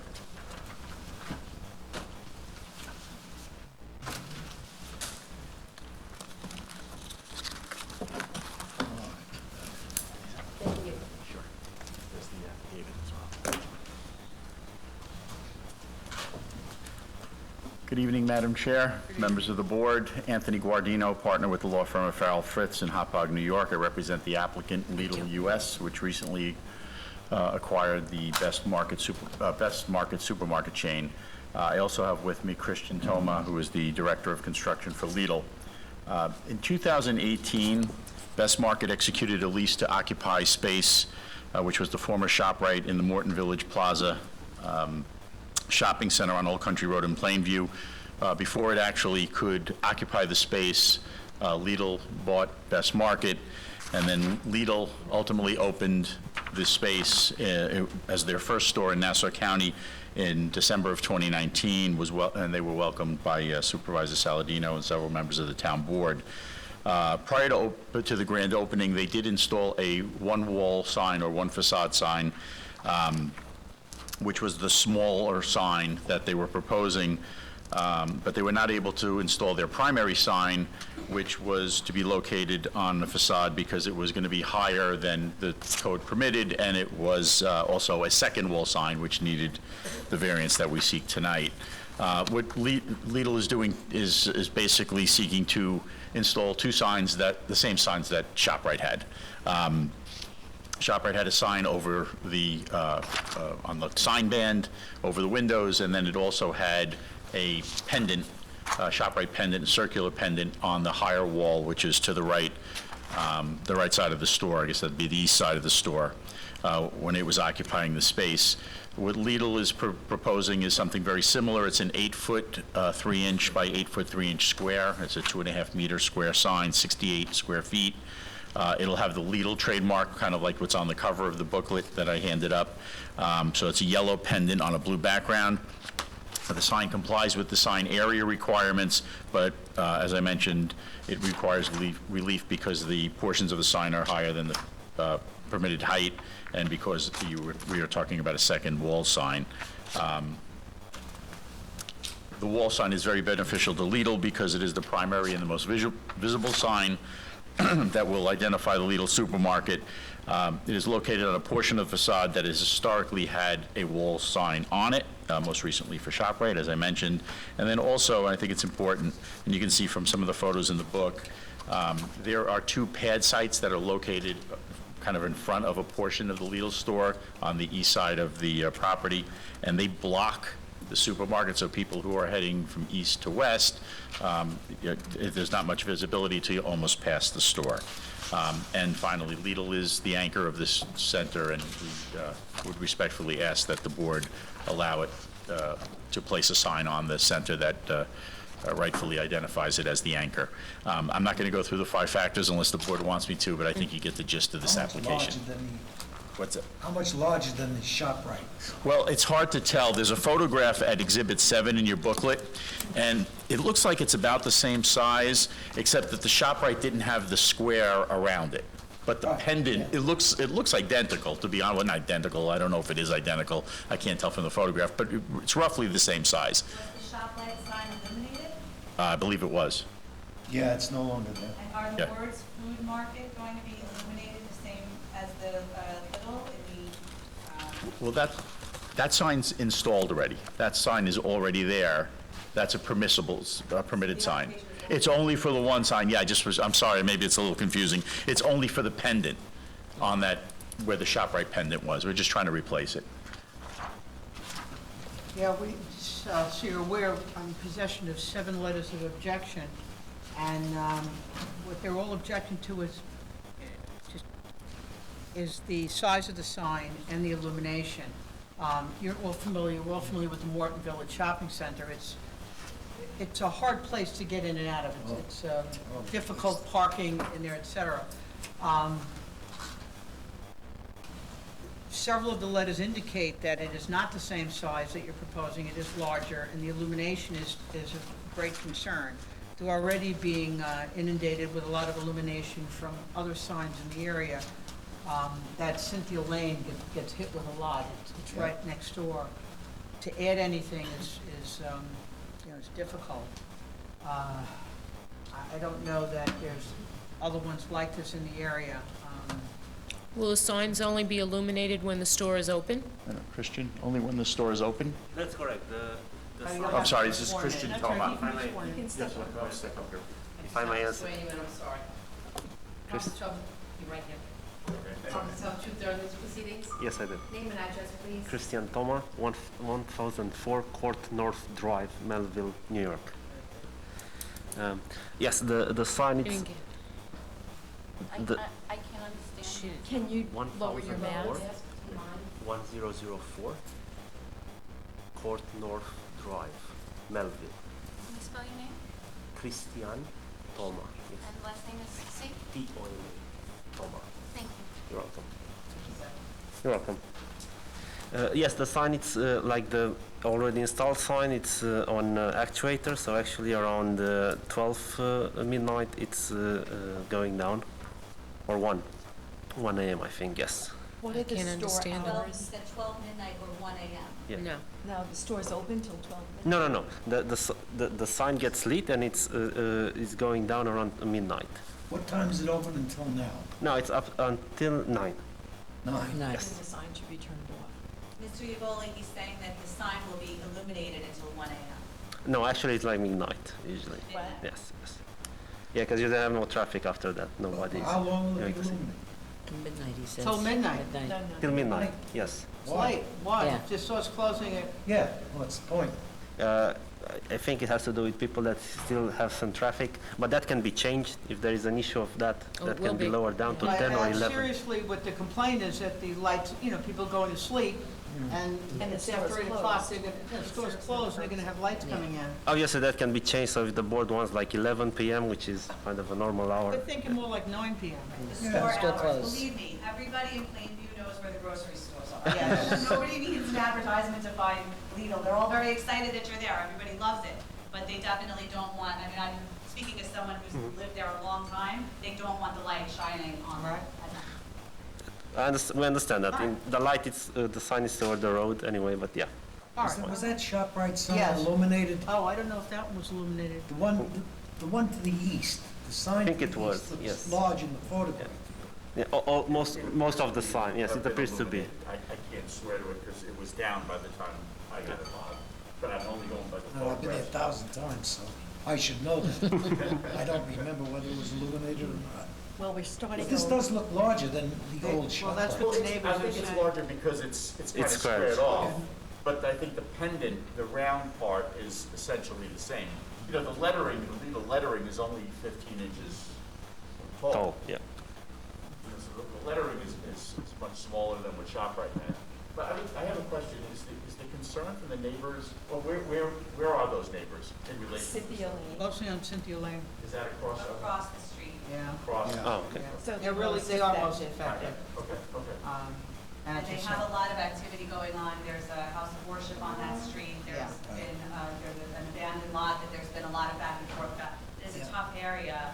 It is. To be coming into, and frankly, ShopRite was really beloved by the community, and it's hard for people to, adjust to something new. And I can appreciate that, but I would just hope that, and I think the board will, we'd like to be treated the same way that ShopRite was treated, and I'm sure you will. But, I know that they're relocated in Plainview. Yeah, they're in Country Point. Yeah, so they're in a different location. I know that the signage that's above the stores stays on the sign band, right? They don't, the shopping center doesn't go dark. I mean, at Country Point? Oh, I'm sorry. I forgot about that. I'm sorry. Country Yes. Point, their sign now? Excuse me?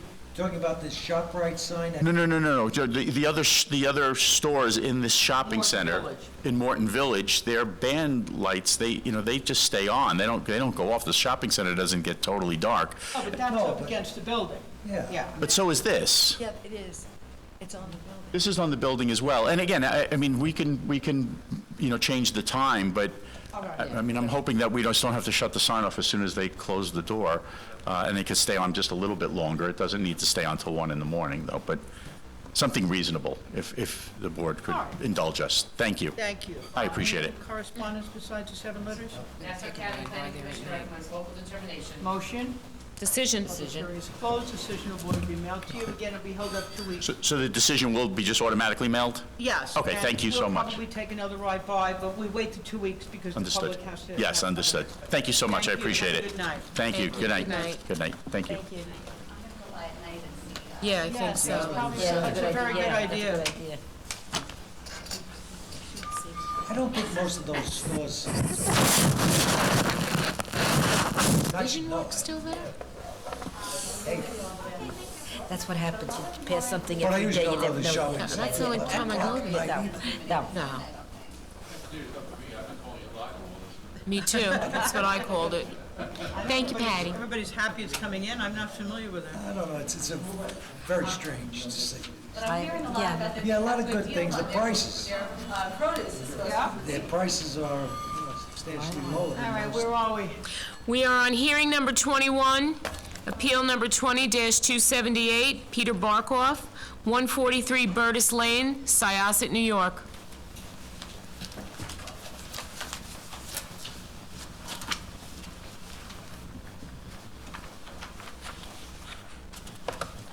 Tell the truth during these proceedings. Absolutely. Name and address, please. Jonathan Badger, 68 West Main Street, Oyster Bay, New York.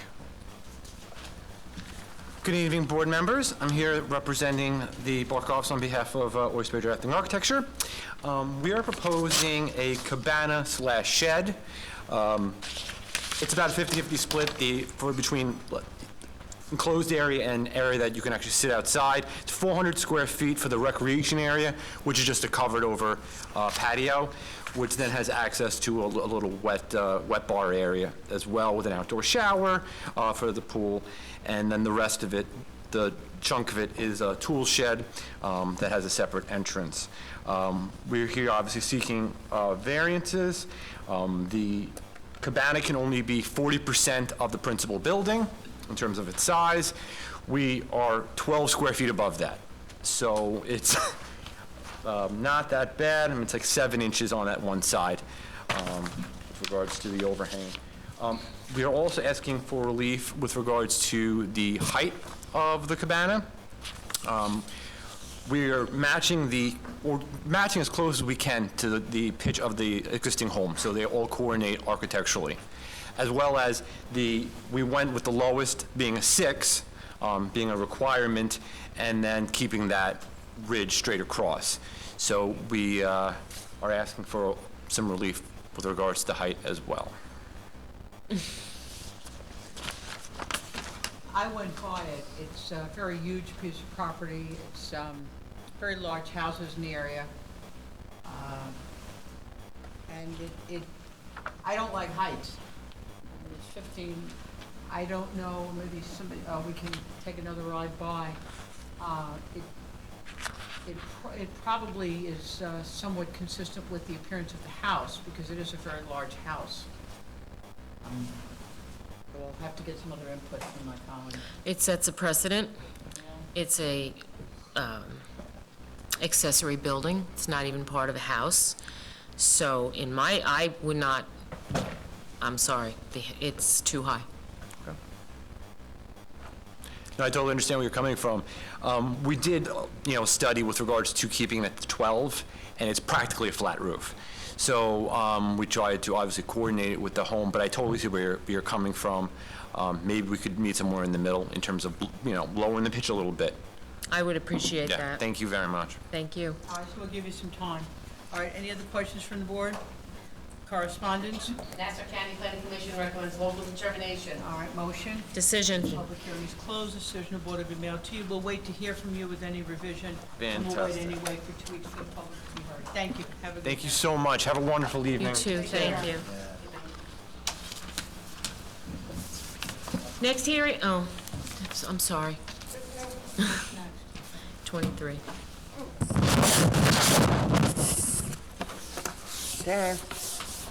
Thank you, Patty. Next hearing is hearing number 23, appeal number 20-280, Keyspan Gas, East Corporation, 400 Shore Road, Glenwood Landing, New York.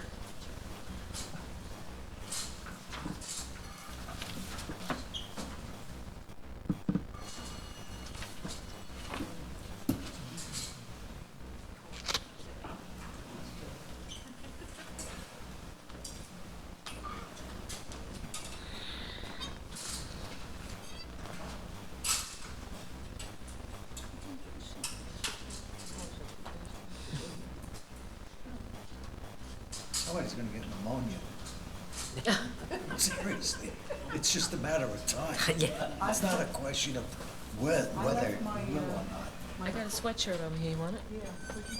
I left it in coffin and can't get in the back, so. It is, it's freezing. Of your car. I left it. it's in the back seat. Oh, that's right. You want me to go get it? No, she don't let me a sweatshirt. I won't be color Good, coordinated. then I'll go get your short. Sorry. No, this is fine. Thank you. Good evening. Good evening. Good evening, Madam Chairwoman, members of the board. Andrew Leah from the firm of Barclay Damon, 125 East Jefferson Street, Syracuse, New York.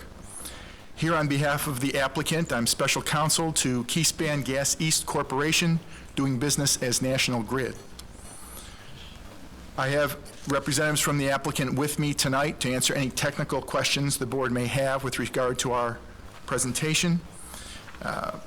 We're here requesting a variance for a public utility use for a parcel located on Shore Road, Glenwood Landing, Section 21, Block F, Lots 4, 9, and 47, zoned Waterfront A, and for a continuation and extension of the existing barbed wire security fence that's currently at the parcel.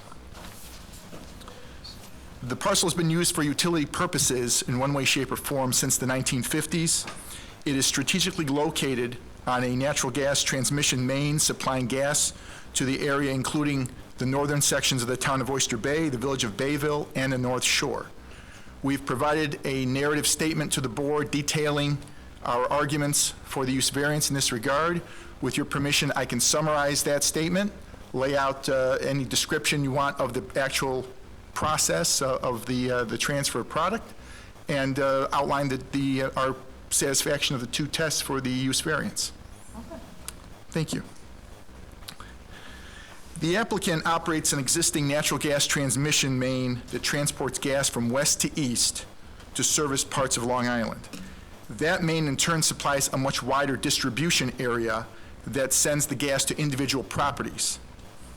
I'll point you to the illustration and narrative statement, page 9, which shows this northern area of Nassau County, specifically the town of Oyster Bay, northern area right here, Bayville and the North Shore up through here.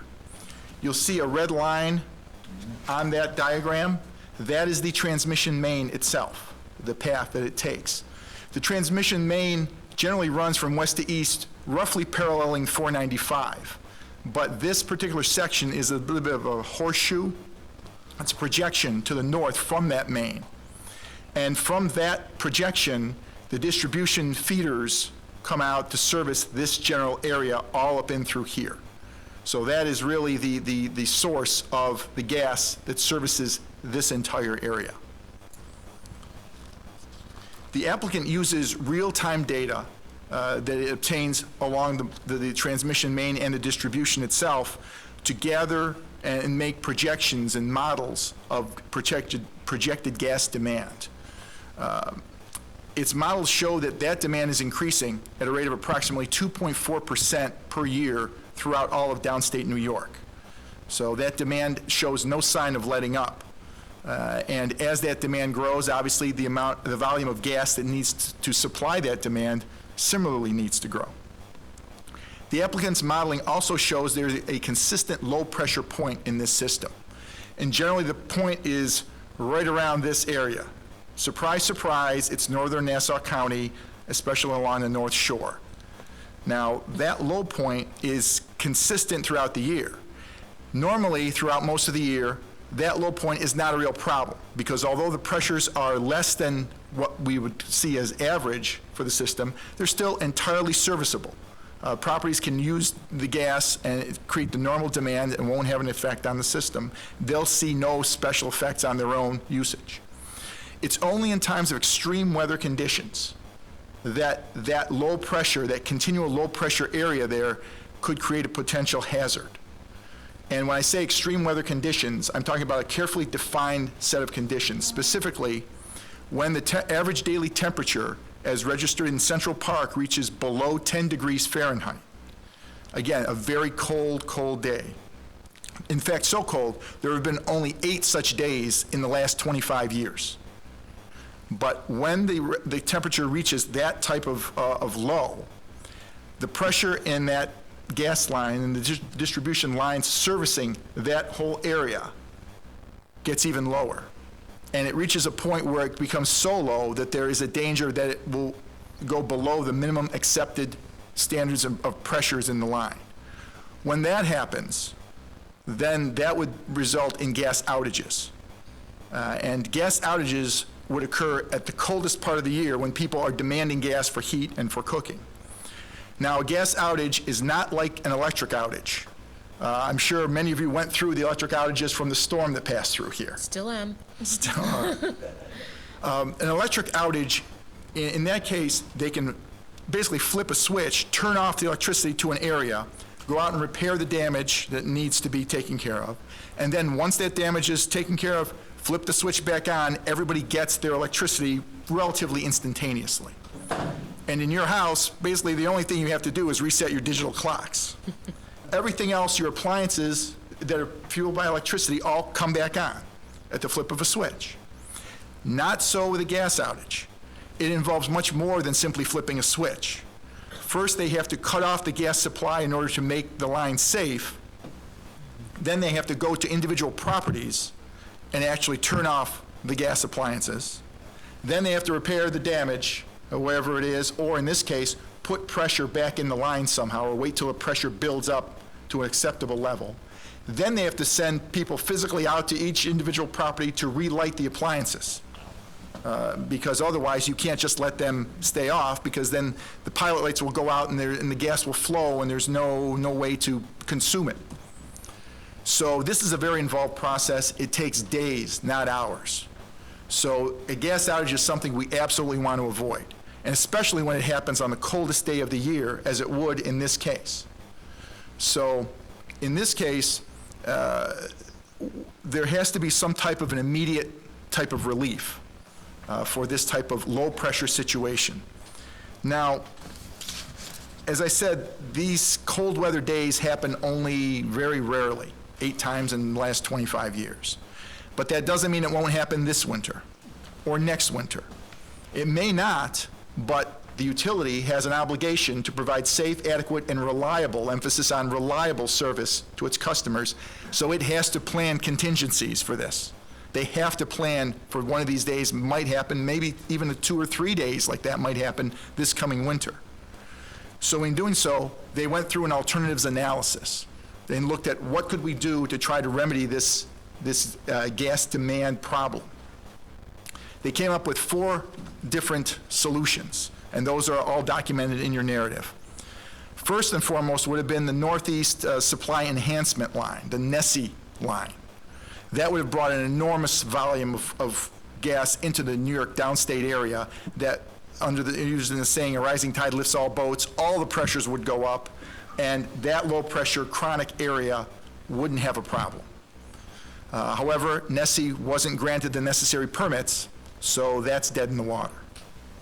As a result, we looked at other methodologies. Now, the applicant has undertaken robust programs in league with the New York governor's missive to convert to a more fossil fuel-friendly or green type of energy in this state by the year 2035.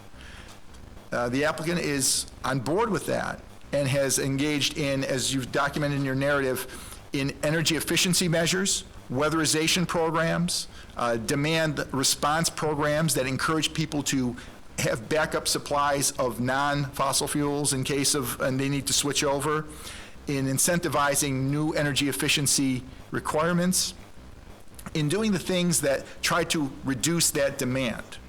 Because the reduced demand obviously will mean the volume of gas that's in the pipe is there available for more persons.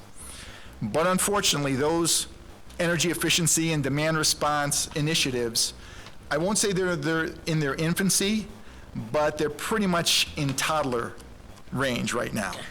They simply can't have the effect of stemming something that's an immediate term problem. They are long-term solutions. By long-term, I mean years. Unfortunately, the low-pressure situation along the North Shore in Bayville is something that could happen as early as this winter. And that's an immediate term solution necessity. So if demand response and energy efficiency won't cure the immediate term problem, and the NESE pipe is not a valid option, what is going to solve the problem? Well, that's where the public utility natural gas supply facility comes into play. And what this basically is, it's a method by which gas is brought in trailers and then introduced into a key point in the pipeline itself to boost the volumes of gas in the pipeline. And when the volumes of gas are boosted, these corresponding pressures in the distribution network are similarly boosted. That's done only at a time when that temperature decreases to a point where that action is necessary? That is correct, sir. That is correct. And in this case, that point is average daily temperature at Central Park below 10 degrees Fahrenheit. So the way the process works, if I can explain, is the equipment that's necessary for this, and it's not much of it, it fits in basically 3 construction trailers or shipping containers. It involves a control trailer that's manned at all times while the process is undertaken, a set of heating equipment and decompression equipment. So what happens is that equipment is brought to the site and it's staged and it sits there and waits and waits and waits until extreme weather conditions happen. In that case, when there's a forecast received that there might be an extreme weather condition in play, the decision is made by the company to activate the system. And again, that is not a decision that's made lightly, it's made only under extreme circumstances. Once the decision is made, the company calls to the gas supplier and says, we're activating this site, we need you to send your trailers. The company dispatches the trailers loaded with natural gas, compressed natural gas. They drive to the site.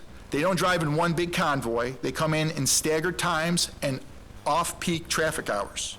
So they don't come to the site during peak morning or peak afternoon rushes for traffic. They come before that or after that. So they come in maybe a day or so before the forecast says we're going to have that cold snap. They then mobilize, they park at the site, they're brought in, they're staged to back up to what's called a header, which is a main spine that collects the gas to send it to the equipment. The trailers back up. Once the trailers are in place, there's no more movement allowed on site. Once the transfer process is ready to begin, there's no more trailers coming in, no more trailers coming out, nothing like that, in order to, pardon me very much, excuse me. It's my little girl's bedtime. So the trailers are staged and everything is set. Then once the peak demand occurs, and we know this because we have monitors all up and down the system. Once the peak demand is triggered, then the signal is given to unload the gas from the trailers. It goes through a heater, it goes through a decompressor to bring the pressure down from what it is in the trailers. And then it's measured before it's introduced into the pipeline. And then at that point, once the gas is completely discharged from the trailers are disconnected, they pack up and go back to their supplier. And the site, once again, is now void of any trailers, and it's now quiet. And it will remain that way again until there's another activation point. Again, may happen the next day, or it may happen the next year, or maybe 5 years from now. There's no way to really tell. But that's the purpose of this. It's a very portable, self-contained system for introducing a volume of gas into the line that then travels through the distribution network and boosts the pressures so that we can avoid an outage situation. Has the New York State Power Authority taken a position on this proposal? The Power Authority has not, I believe, taken any position on this. But this actual type of facility is in use throughout the nation and globally, actually. In fact, in New York State as well? yes, sir.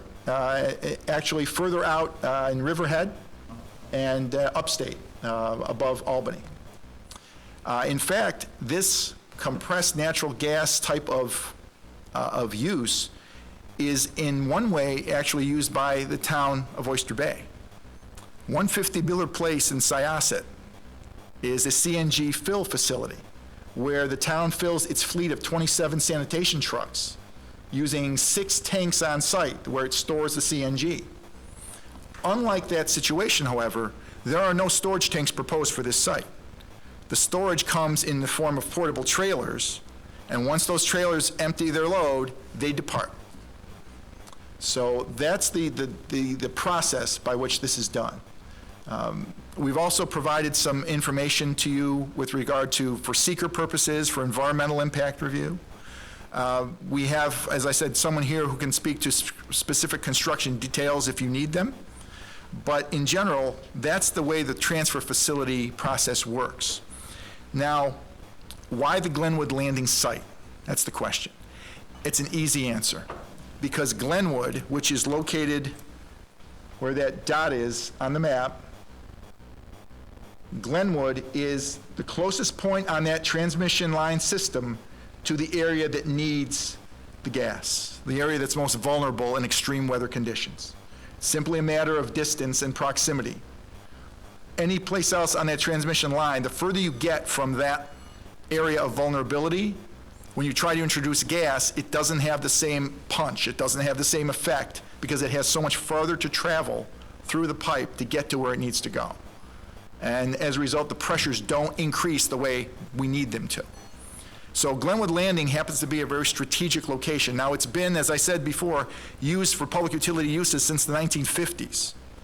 But in fact, for the last 3 or 4 years, this same type of system has been in place at Glenwood Landing. It hasn't been used because we haven't had any extreme weather conditions that trigger it. It has been tested, though, to make sure the system was effective and performed as it should. But the town has requested that while the town gave sort of an informal sanction to the usage of the property in that regard, they've requested that we formalize that. And that's why we're here tonight before this board, because a use variance is the appropriate vehicle to formalize that type of usage at that property because it was zoned Waterfront A back in 2006. So it would basically be for everything north of, let's say, Northern Boulevard. So if you're in Massapequa, this really has no impact on it at all? Really won't, it's really a very linear problem, as somebody put it to me today. You have a problem of low pressure up in the Bayville North Shore, that general area, and you have this Glenwood Landing site, which is proximate, the closest point to that problem. So the introduction of more volume of gas in the system is intended to solve that problem, and only that problem. There may be other things that happen in other areas of the system that will be addressed through other means. But this is a very portable and quickly constructed, more immediate term solution to a very localized problem that fortunately there is a solution to. If we just introduce more gas into the pipe, and again, if NESE was approved, that would have introduced so much a larger volume of gas around the whole system that everybody's pressure would go up. But in the absence of that, this is sort of a spot approach to solving the problem.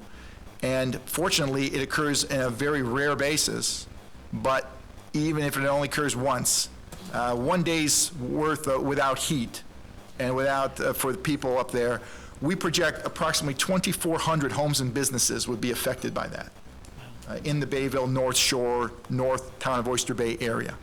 So it would have a tremendous effect. And as a result, we see this as an appropriate and modest approach to try to handle that on a very limited basis with a very minimal footprint.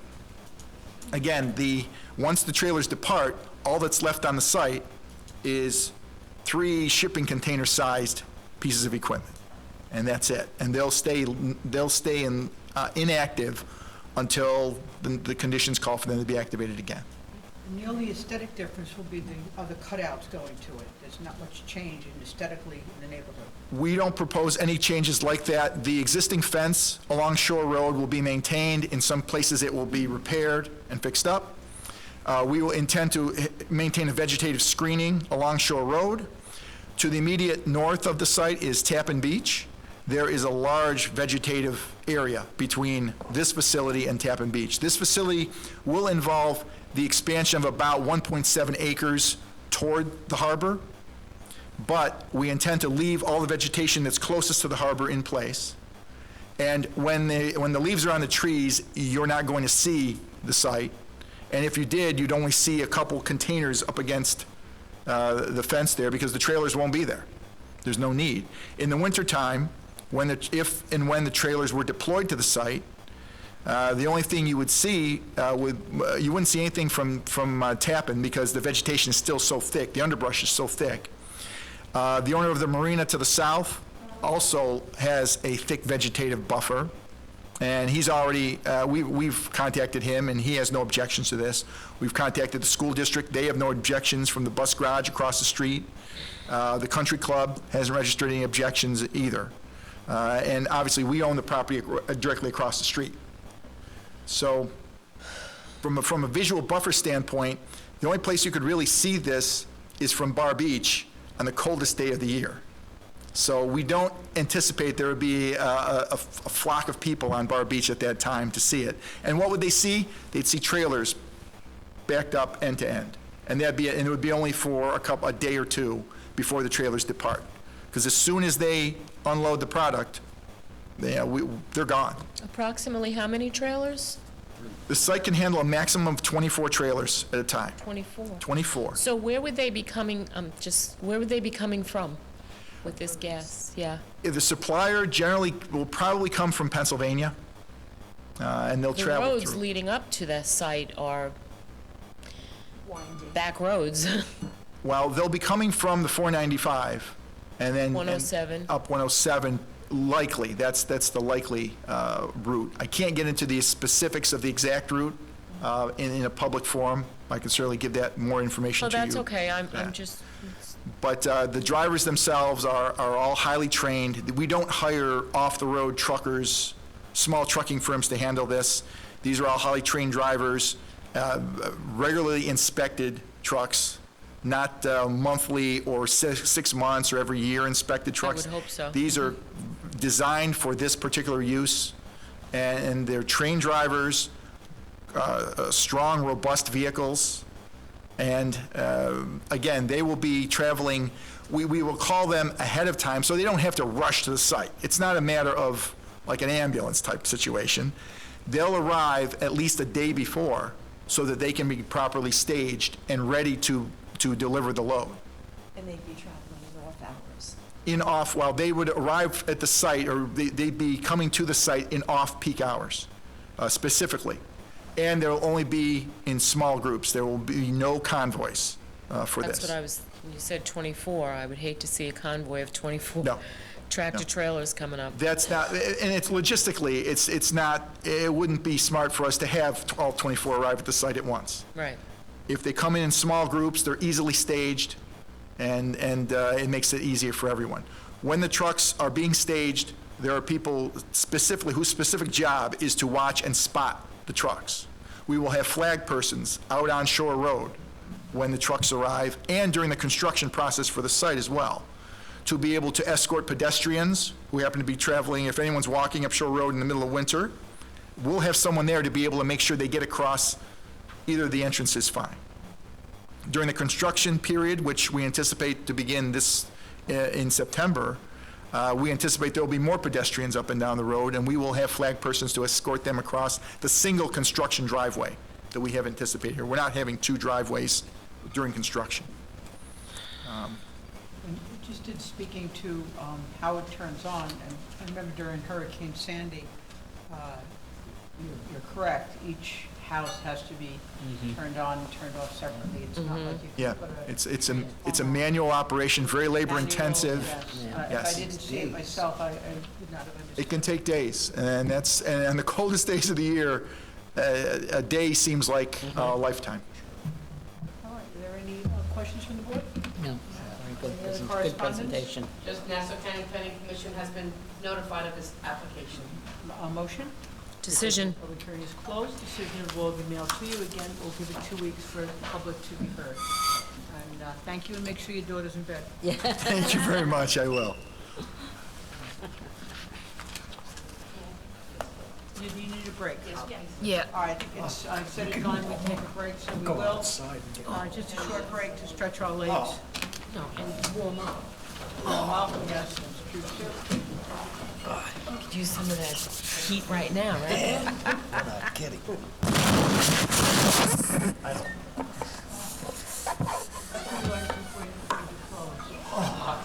have to learn to break. Oh, in fact, if you visualize Any other you, just two with the rest of them. I want to give you the whole.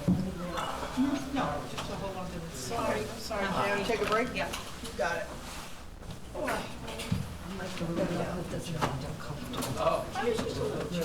Even said, Excuse me, gentlemen, I'm heading I have away. the jacket on too. oh. Why, where are we going? Oh, no. No, you mentioned that. If I go to the car and give you a shoe, I'll switch the jacket.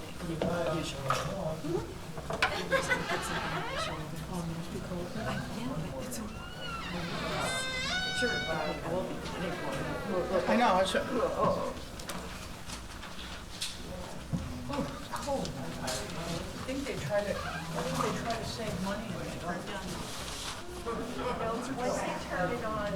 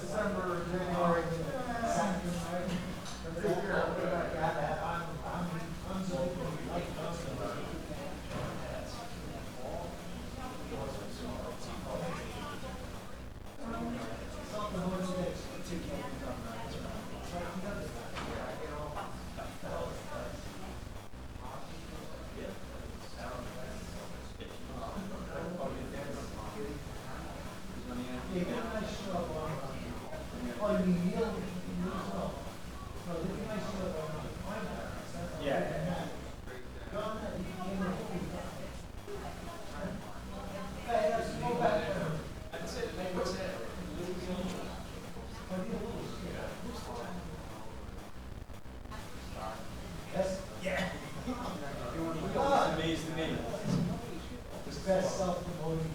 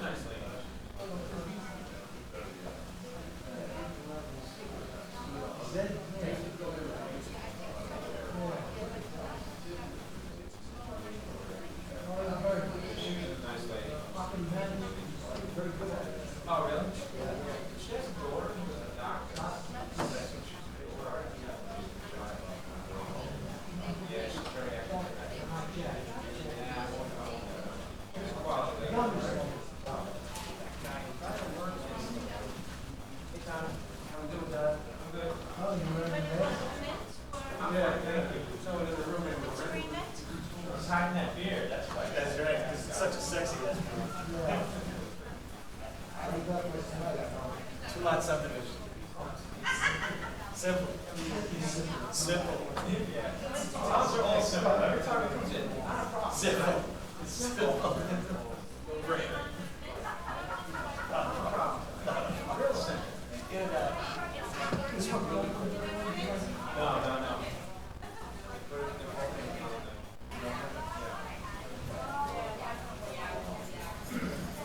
How you doing, Lou? Good. You see how I totally changed, what you want? You remember it was Mediterranean? Right? Now it's going to go steady.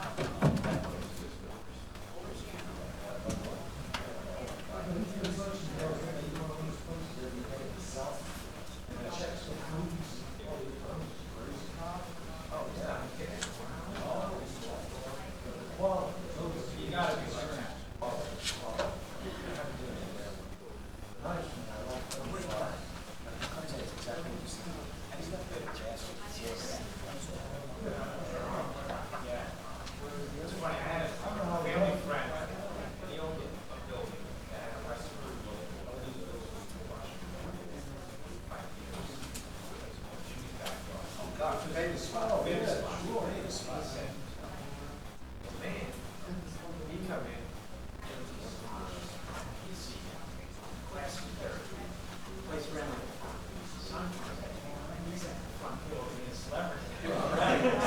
were gone in 2 years. He said as soon as the kid, he was up there like a celebrity, he said, watch it. Yeah, right, is it? Yeah, he wanted to be up there, to take a big shot in the front door. Went down the foot for 2 years. Yeah.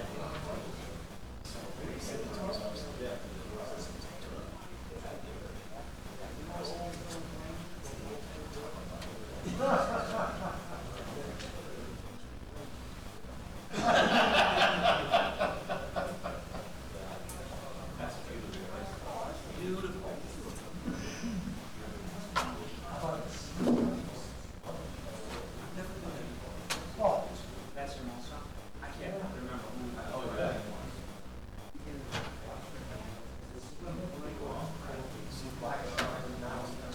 Is that 110? Oh,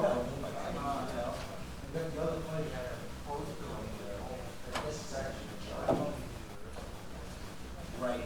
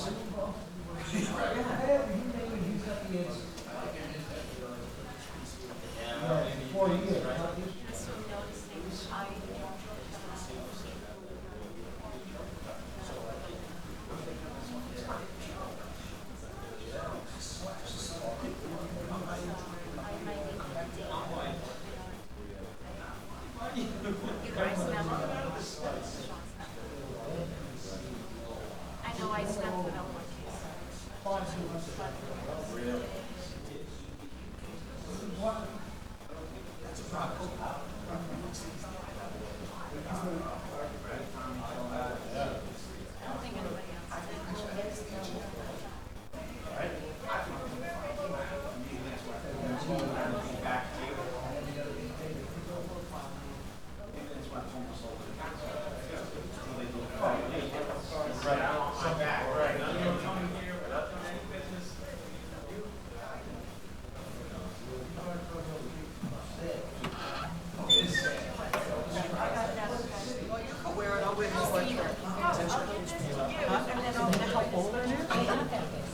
Mine is 23 years old. Mine must be, I was in the DA's office. I got it for my 40th. After I sit too long. Okay. Okay, let's get started. I warmed it up for you. Okay, key span. Cooties. Cooties to you. Did we get Wi-Fi back in? Shit. So I gave everybody Wi-Fi that needs it. But we don't have it. Well, it must have died. No, yeah, what Well, she it's probably said is because of the because of the service, electricity. right? Yeah, that's what, for the electricity, because of the Oh, so my outages. daughter took the dog with her. Oh, that's nice. So now you can't be mad at her anymore. Yeah. Okay. She took the dog. She can't stay in the house. There's nothing.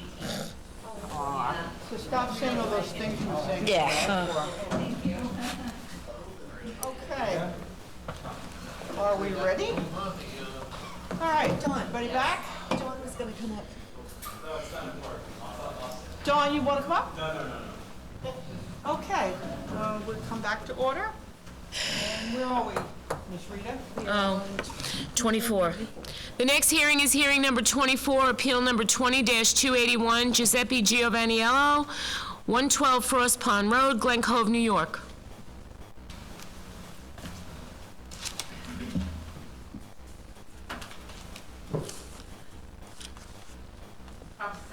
today's proceedings? I do. Name and address, please. Michael Rand, 23 Spring Street, Oyster Bay, New York. Good evening, members of the board. My name is Michael Rand from the firm North Coast Civil, and I'm here this evening representing Giuseppe Giovanello, seeking variances in connection with the renovation of an existing home. The home is located at 112 Frost Pond Road. It's a ranch-style, single-family home, and he's looking to put additions to the rear and the front. I will submit for the record, I have consent letters from all of the properties within the 100-foot radius. 6 consent letters in total, and I have a packet of photographs of the property.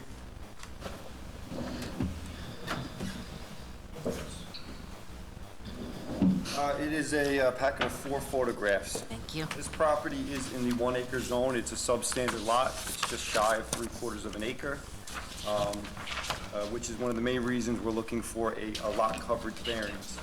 This is also a 1-story home, so it has a much larger footprint than a standard 2-story home.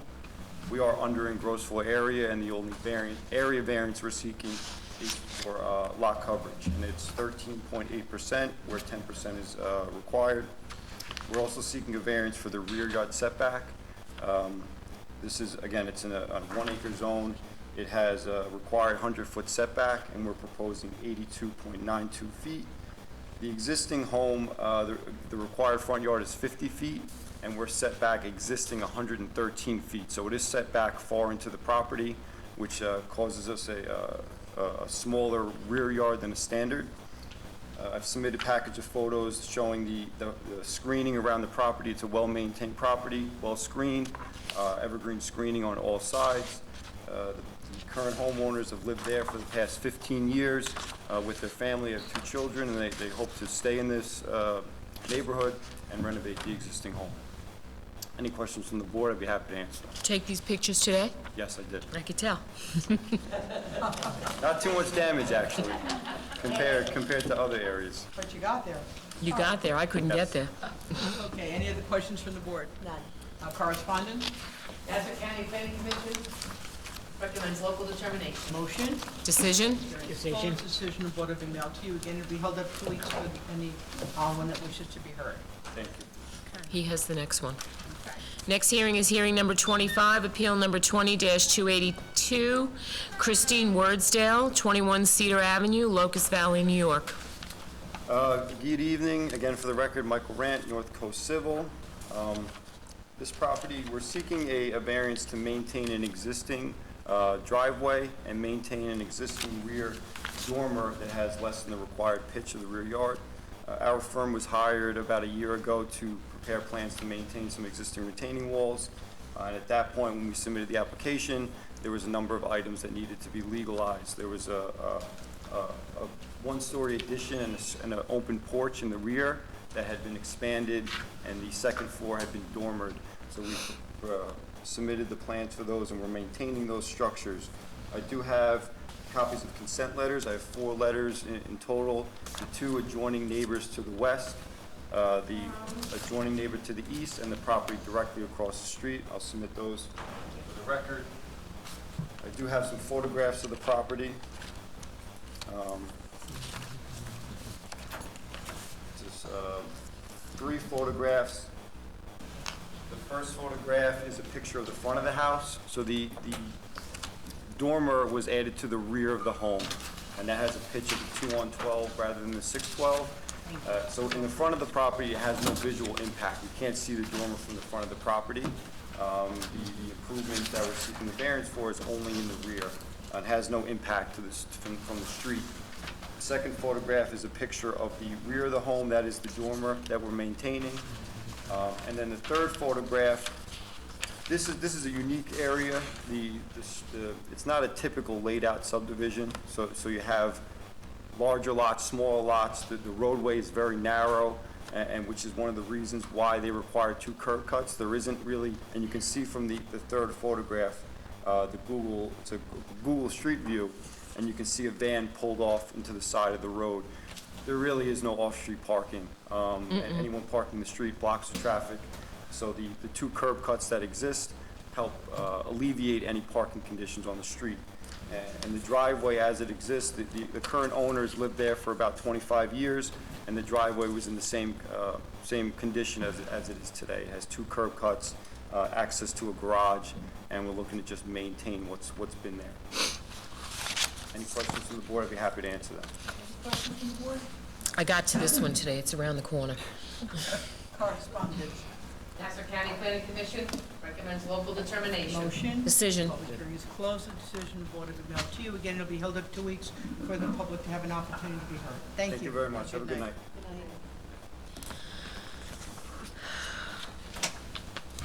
Did anyone ever come here from,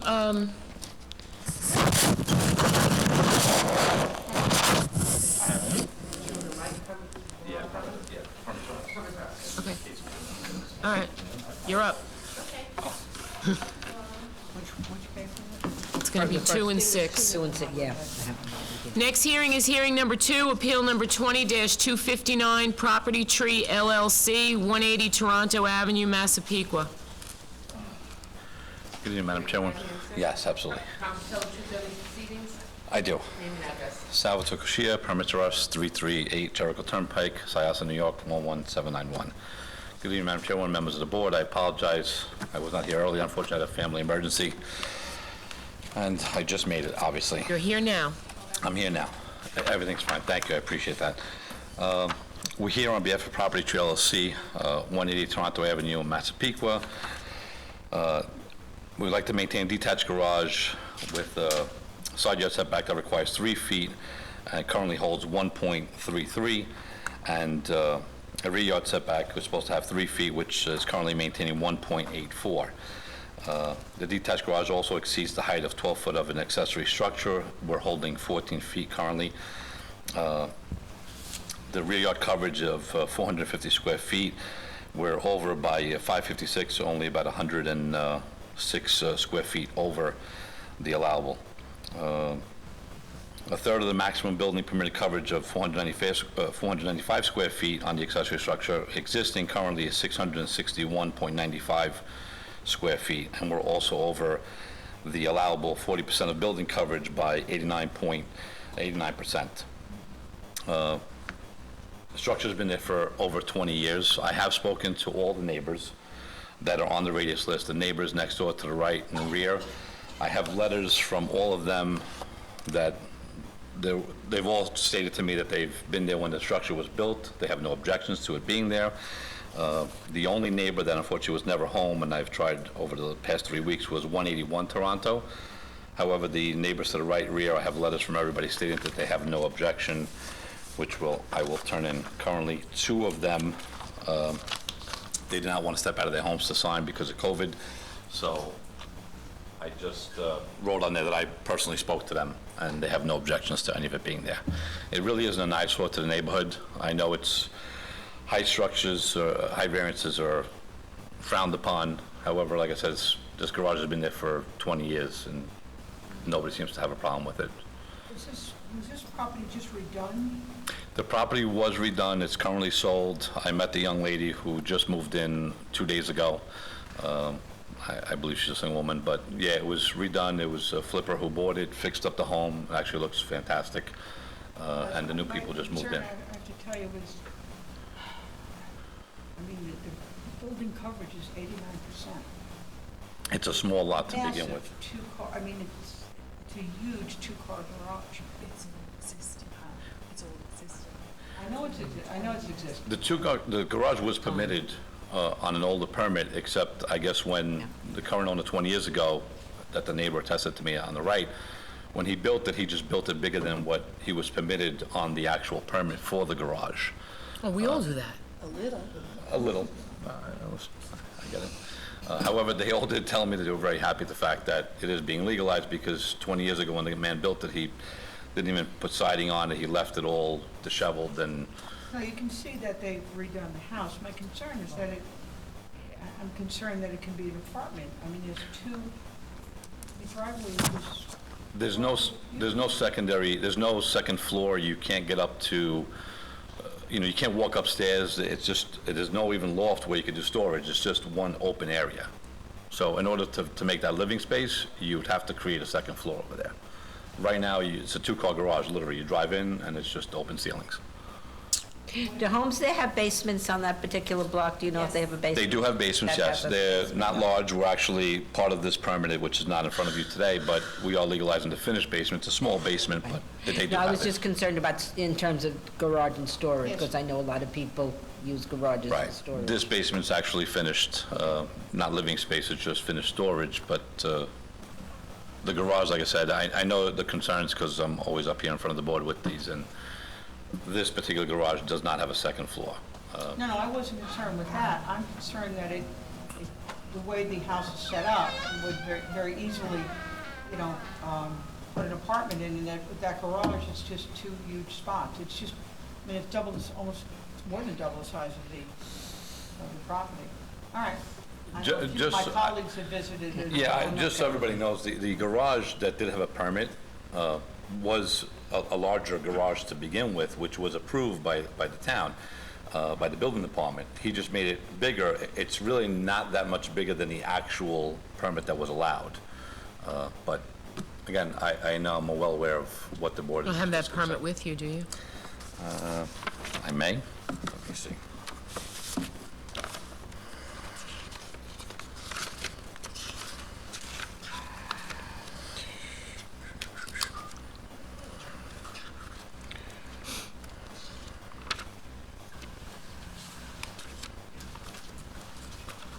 No, I do not. It also says on here that there's a cellar entrance.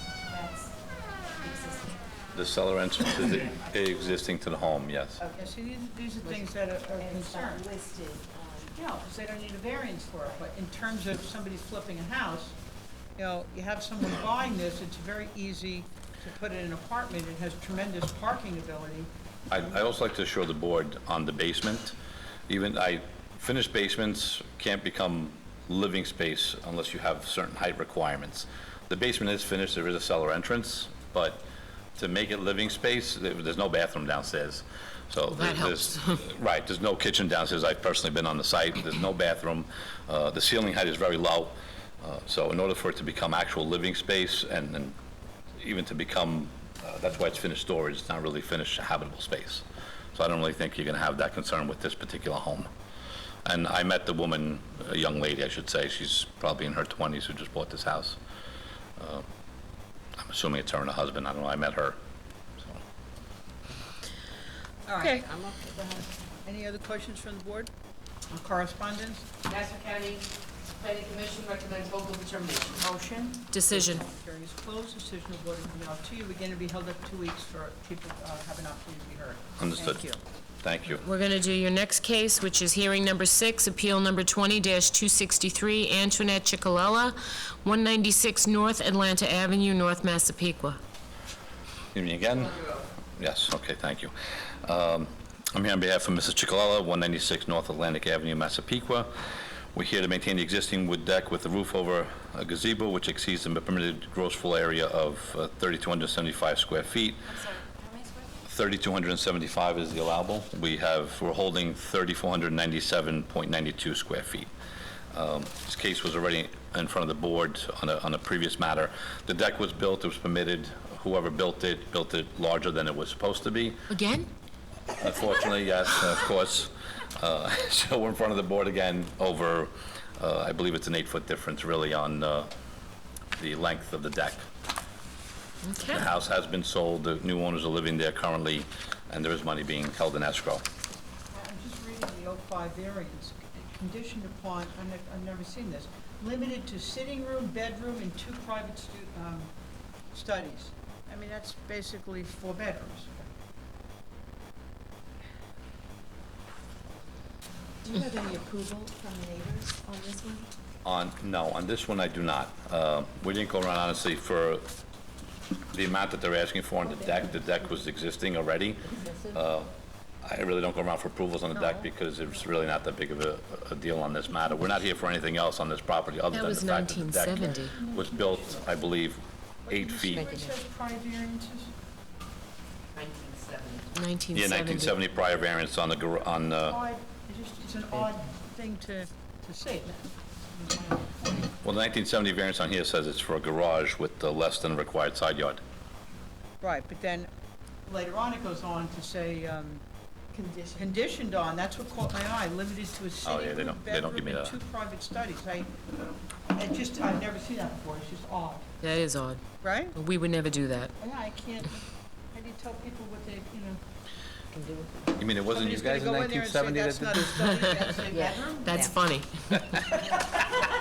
You got me Any there. other questions from the board? Wise guy. You know, come on, we gotta have some jokes. Any other questions from the board? No. Correspondence? Nassau County Planning Commission recommend vote of determination. Motion. Decision. Public hearing is closed, decision of board will be mailed to you, again, it'll be held up 2 weeks. Thank you, and have a good night, everybody. And my apologies again to the board on Take care. my lateness.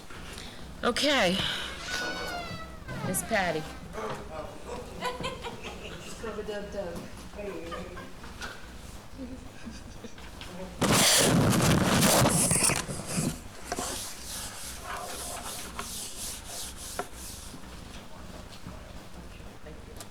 This is for number. Okay, there it is.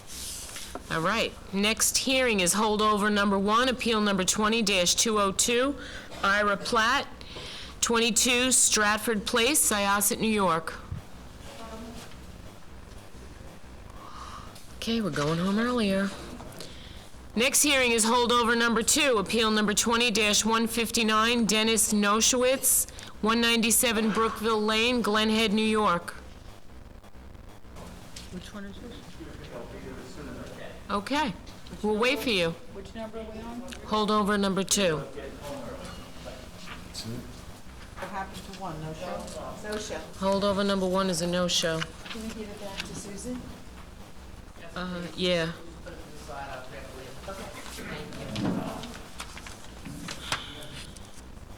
Somebody just walk in? Good evening, members of the board. Hi. Hi, my name is... I can? You promise to tell the truth during these proceedings? I do. Name and address, please. Joseph Gabriel, 4250 Veterans Highway, Holbrook, New York. Okay, we're here seeking a little bit of relief from Mr. Nakowitz. There are a number of issues. One of them is an existing shed, which has only a 3-foot 9-inch side yard. So we'd like to maintain that if possible. The second one is a deck that has less than a 100-foot rear yard. Now, I believe you all have copies of the site plan, and you can see why it's less than 100 feet. There's an extreme cant on the property. Okay. So he's 100 feet here, but he's only about 37 feet here. Okay. So that's a physical limitation of the yard. And the deck is about 300 square feet larger than it should be. Now, he didn't build the deck, so he didn't make say it it. bigger. I didn't say I it. knew you were going to ask. And then there are 2 AC units that are flanking the front door. You can see those on the survey. They are here and here.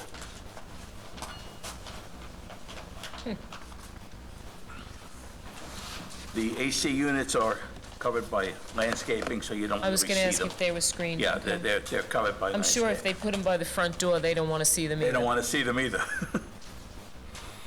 Okay. And that's the relief that we're seeking. Any problem with that reading? No.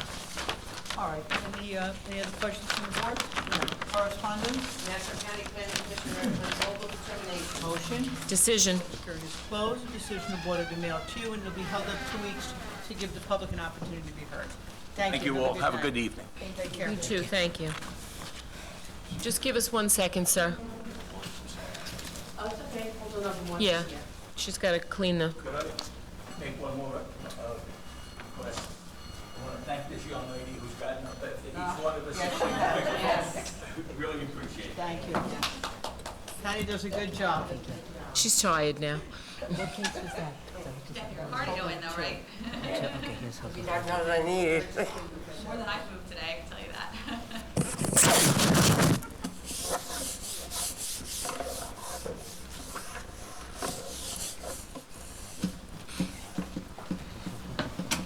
The next hearing is holdover number 1, appeal number 20-202, Ira Platt, 22 Stratford Place, Syosset, New York. Promise to tell the truth during the proceedings? I do. Name and address? James DeLuca of DeLuca Designs, office at 477 West Main Street, Huntington, New York. I'm representing... If I may, Go ahead. letter C, the parking was rejected in error. You do not need a variance for parking. So I had the building department do a new rejection for that, and so you don't have to address that. Okay, I appreciate that, because that was confusing to me. I thought we had that. No worries. Good evening, Chairperson and Board. Here requesting a variance for a front yard and side yard setbacks to an existing single-family residence. The reason for the request for the reduction on the front yard is the way the garages are set up on these homes, the basement staircase, it takes some of the square footage out of the garage.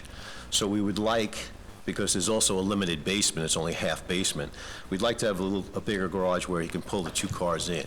So that is the reason for a request to kind of move it to the southern property line there and get closer to the side yard.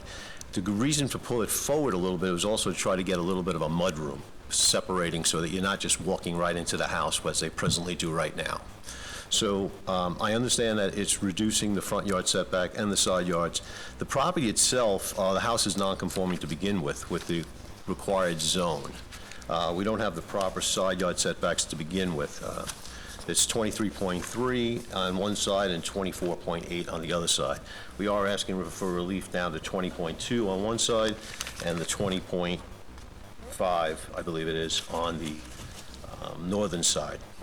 The reason for the addition on the northern side is, again, we'd like to be able to expand the 1 bathroom that's on the main level so that she could have a door on that side and come into a small little space there so the kids could use their pool and then go, instead of walking through the house, come into the existing bathroom. That's the request for that. The other request was for the parking, but we've addressed that already. The house itself, the addition to the garage would be a 1-story. The second portion of the house, because it's a 1.5 stories, would meet all the requirements of the setbacks. That we're not changing. The side addition on the northern side, where we're talking about that bathroom, that is also just a 1-story addition. The property itself has some mature landscaping on both sides, both the north and the south side property lines, and would really not be affected as far as visibility from the neighbors. All right, any other questions from the board on this? No? Correspondence? Madison County Planning Commission recommends local determination. Motion? Decision. Hearing is closed. The decision of the board will be mailed to you. Again, it'll be held up 2 weeks for anyone to give us their opinion. I thank you. Thank you. Have a good night. You too.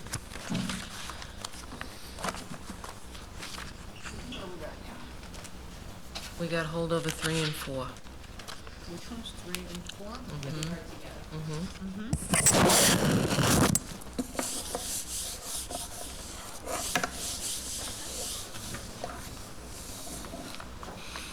Next hearing is holdover number 3, appeal number 20-237, which will be heard in conjunction with holdover number 4, appeal number 20-238, the estate of Edward Rodriguez, North Detroit Avenue, North Massapequa, New York. These are all the ones that were emailed to, right? Sue? Correct.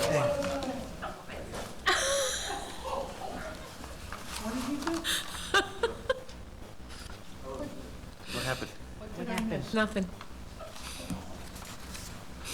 Good evening, Madam Chairman and members of the board. For the applicant, Tom Abadi, 88 Sunnyside Boulevard in Plainview, and this application is to subdivide a substantially oversized lot in North Massapequa. The property is on North Detroit Avenue, east of Broadway, and is, in fact, a dead end. Curiously, if you look at the radius map, you can see that our dead end is the Bethpage State Parkway. That's the angled property here. So there's actually a road there, but the reason I bring it up is because when we had our last meeting and we were talking about Trailview Park, this is the southern terminus. I mentioned to you how it runs from Cold Spring Harbor through Syosset all the way down to Bethpage. This is past the southern terminus of Trailview, but it's known as the Bethpage Bikeway. In fact, one of our neighbors referred to it as the Preserve. I just thought it was a coincidence that these two were back to back. Anyway, the subject property is on the north side of North Detroit, and it's the single largest lot in the radius. It measures 120 feet across by 100 feet in depth. And our proposal is to create 2 new single-family dwellings on lots which each measure 60 by 100. To demonstrate just how oversized it is, I have a series of 4 photographs on one sheet, which I'll offer up as a single exhibit, and I have one for each member and staff.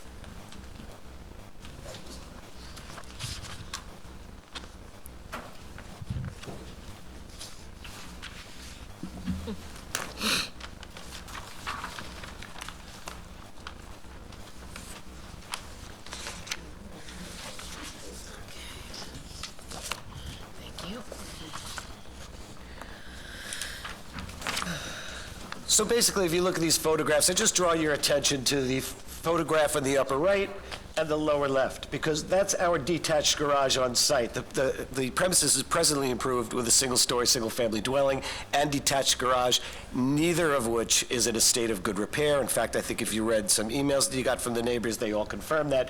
But it shows just how much acreage we have on our property, and our plan is to raise, R-A-Z-E, the existing structures and build the 2 new single-family homes. This neighborhood is situated in the R17 zone.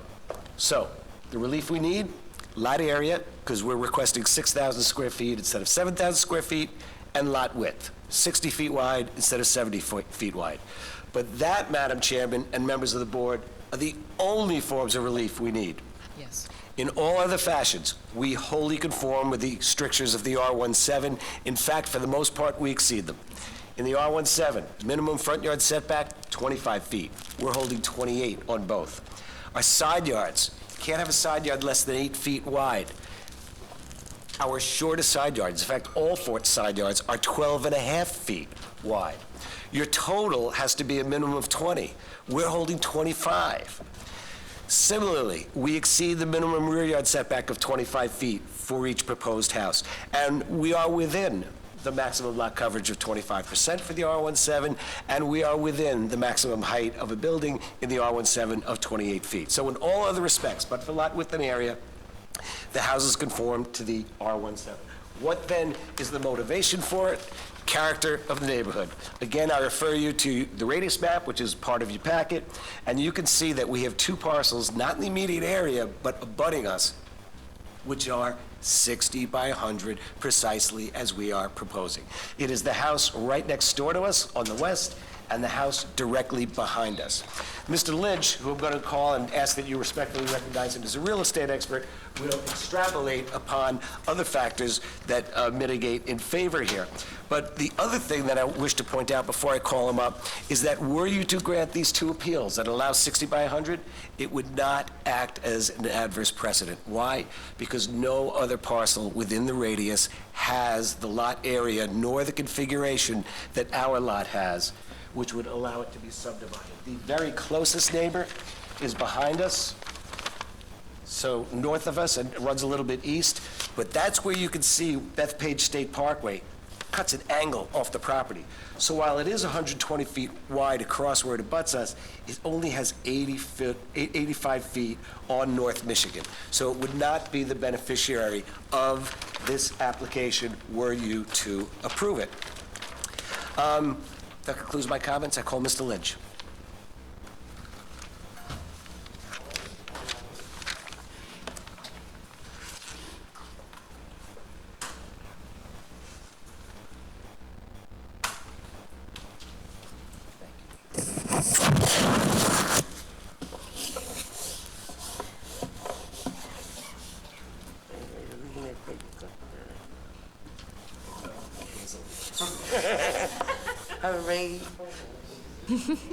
There's a generational reference. I'll say. I only know, what was Beaver's mom's name? Cleaver. June Cleaver? Mm-hmm. Yes. Yes. Good evening, it's Michael Lynch, 15 Dewey Street, Huntington, New York. Here is the real estate expert on this matter. Good evening, Madam Chair, members of the board. I'm here on this application for the subdivision of this property. Before I get started, I'd like to submit the photos that I took pre-tropical storm. They were taken last week. And many of these pictures are repetitive of what Mr. Abadi, you can see in the various photos, various vantage points of the property and the existing older dwelling that was built in the 1930s, and it is, as Mr. Abadi pointed out, in a state of disrepair, as well as the one-car detached garage. So the property, as you know, is on the north side of Detroit Avenue. It's 300 feet east of New York Drive, just west of the bike path of the Bethpage State Parkway, at the terminus, easterly terminus of North Detroit Avenue. The lot is 12,000 feet in total area, 120 feet of frontage with 100 feet of depth, as Mr. Abadi pointed out, within the 100-foot radius. There are no other lots of this size or of this frontage. The closest lot is to the northeast of this on North Michigan Avenue.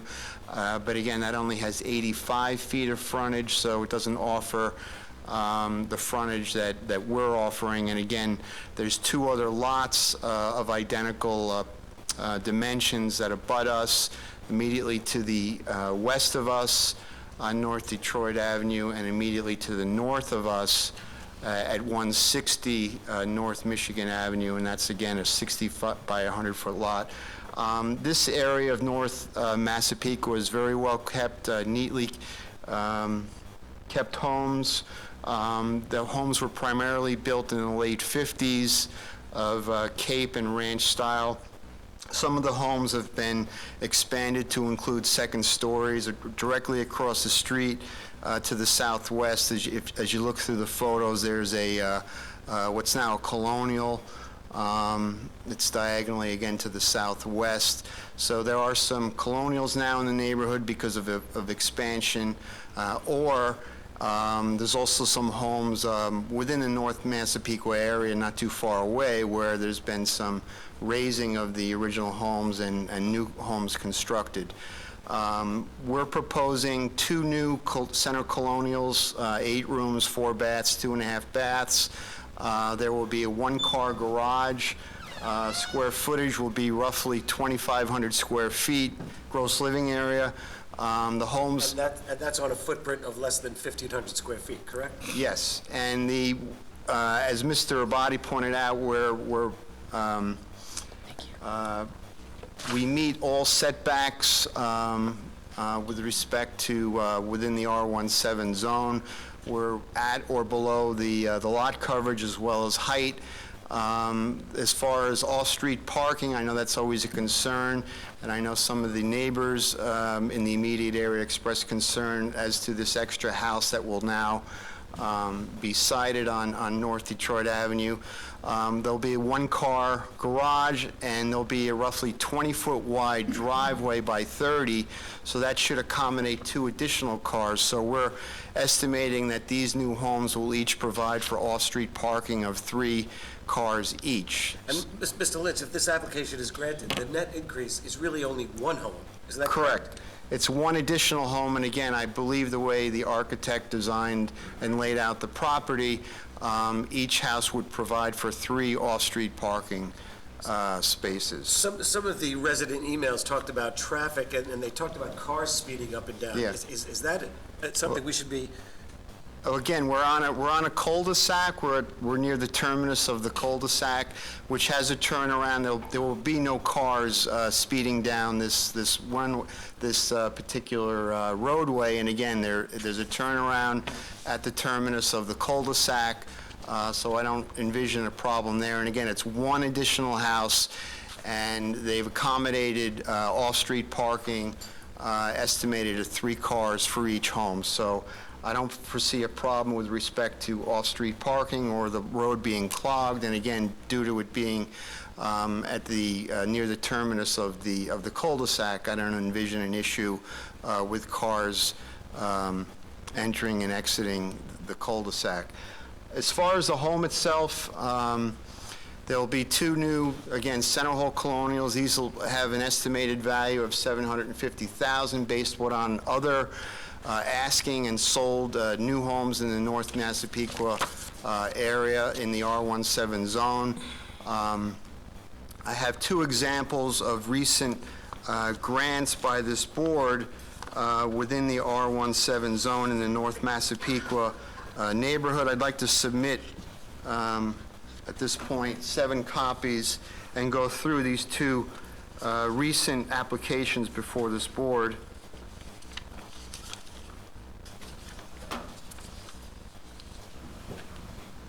How many bedrooms will each home have? 4 bedroom. It'll be 8 rooms, 4 bedrooms, 2.5 baths, 1 car attached garage, and again, a driveway that should accommodate 2 cars plus the 1 car attached garage. So what I've submitted are 2 recent applications before this board. The first was an approved subdivision, appeal 19612 and 19613, 274, North Queens Avenue. This was a situation nearly identical to what we're proposing. It's an R17 zone. There was a dilapidated older home on the property.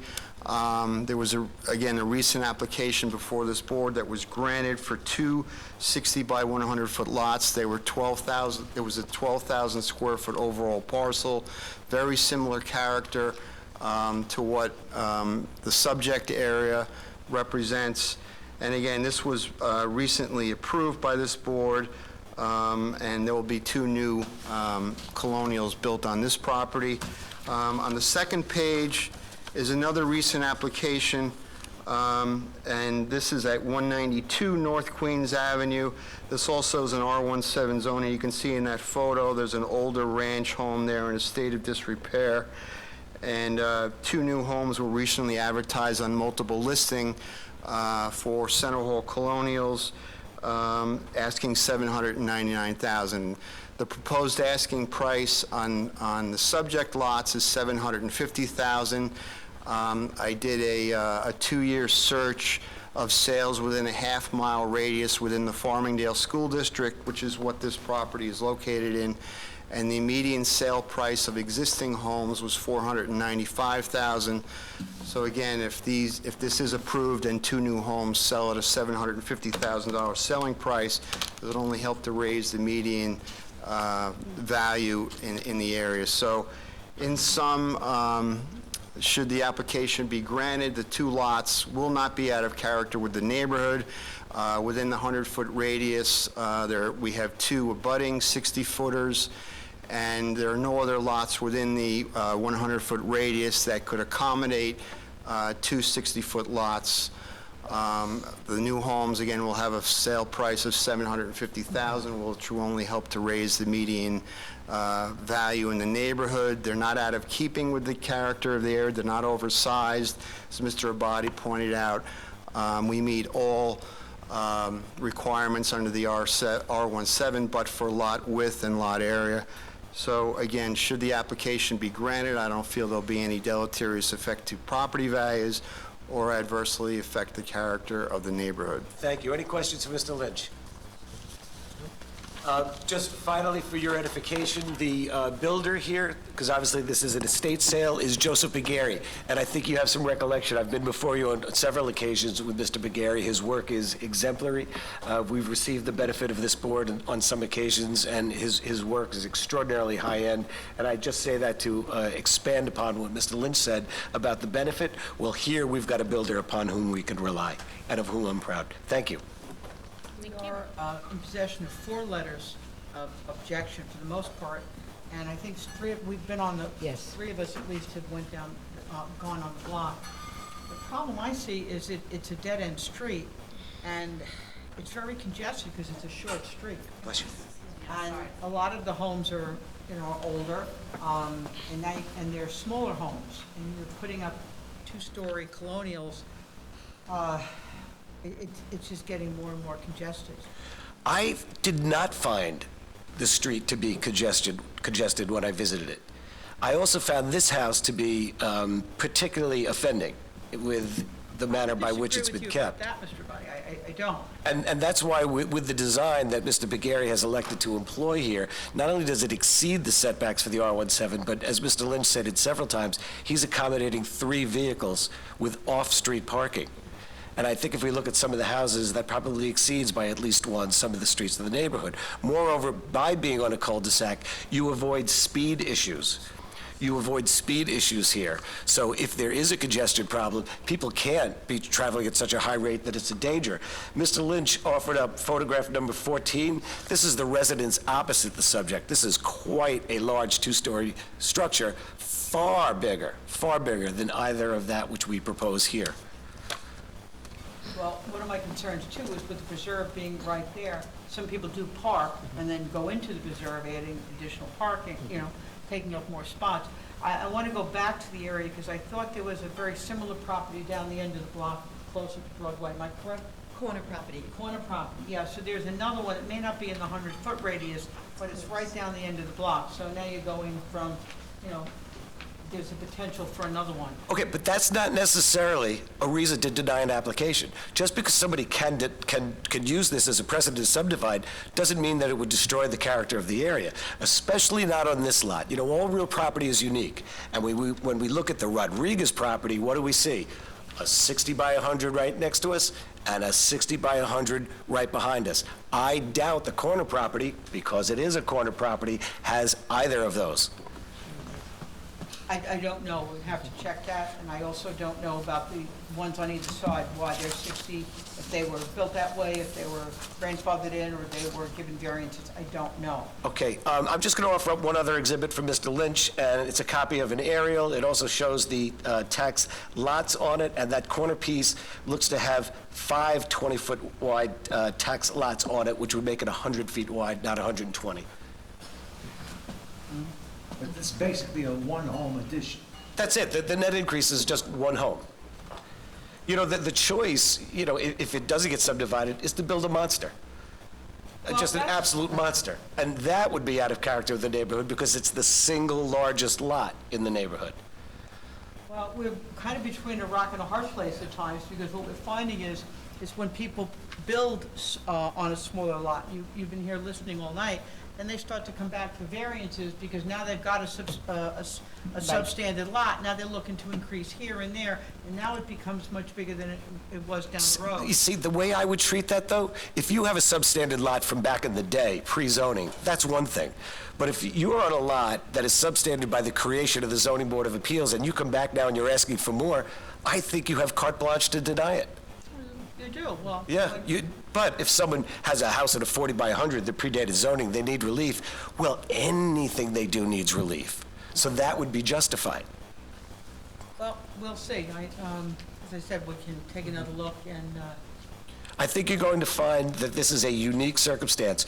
You know, we're always looking at impact, and that's obviously a very legitimate concern, but this cannot be applied to any house in the radius, nor could it be applied to that corner lot, just even by virtue of the fact that it's a corner lot. Because it doesn't have one right next door that's 60 by 100 and behind it that's 60 by 100. That's what distinguishes this property from the other. In law school, first day of real property class, what did we learn? All real property is unique. This is quite unique, this property. So do me a favor, when you get back to the office, if you can just check on the one on either side, the 60 by 100, why they're there. You know, if it was a variance or it was how it was built. And then moreover, Mr. Lynch was able to discover 2 grants of this board of recent vintage to create 60 by 100s in this area. Well, again, it's not on the same block, and this is, as you indicated, it is a unique block, and all properties are unique. We learned that in property 1, you're right, Mr. That's Fox. correct. All right, any other questions? That's absolutely correct. No. Correspondent. Nassau County Planning Commission recommends local determination. In and you addition have to the to 4 letters receive of it. objection, Yes. correct. Motion? Decision. Public hearing is closed, the decision of board will be mailed to you, again, and wait 2 weeks for the public. Great, thank you. Good night, everybody. Thank you. Good night, thank you. There you go. What? It's not, I don't like it, we don't like it. We went to look at it. It's,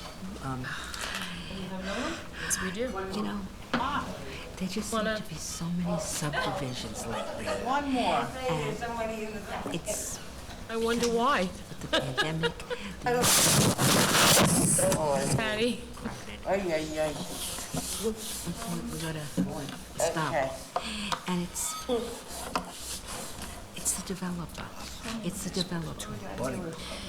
The next hearing is holdover number 5, appeal number 20-52, Daniel and Lisa O'Neill, 64 Sunrise Street, Plainview, New York.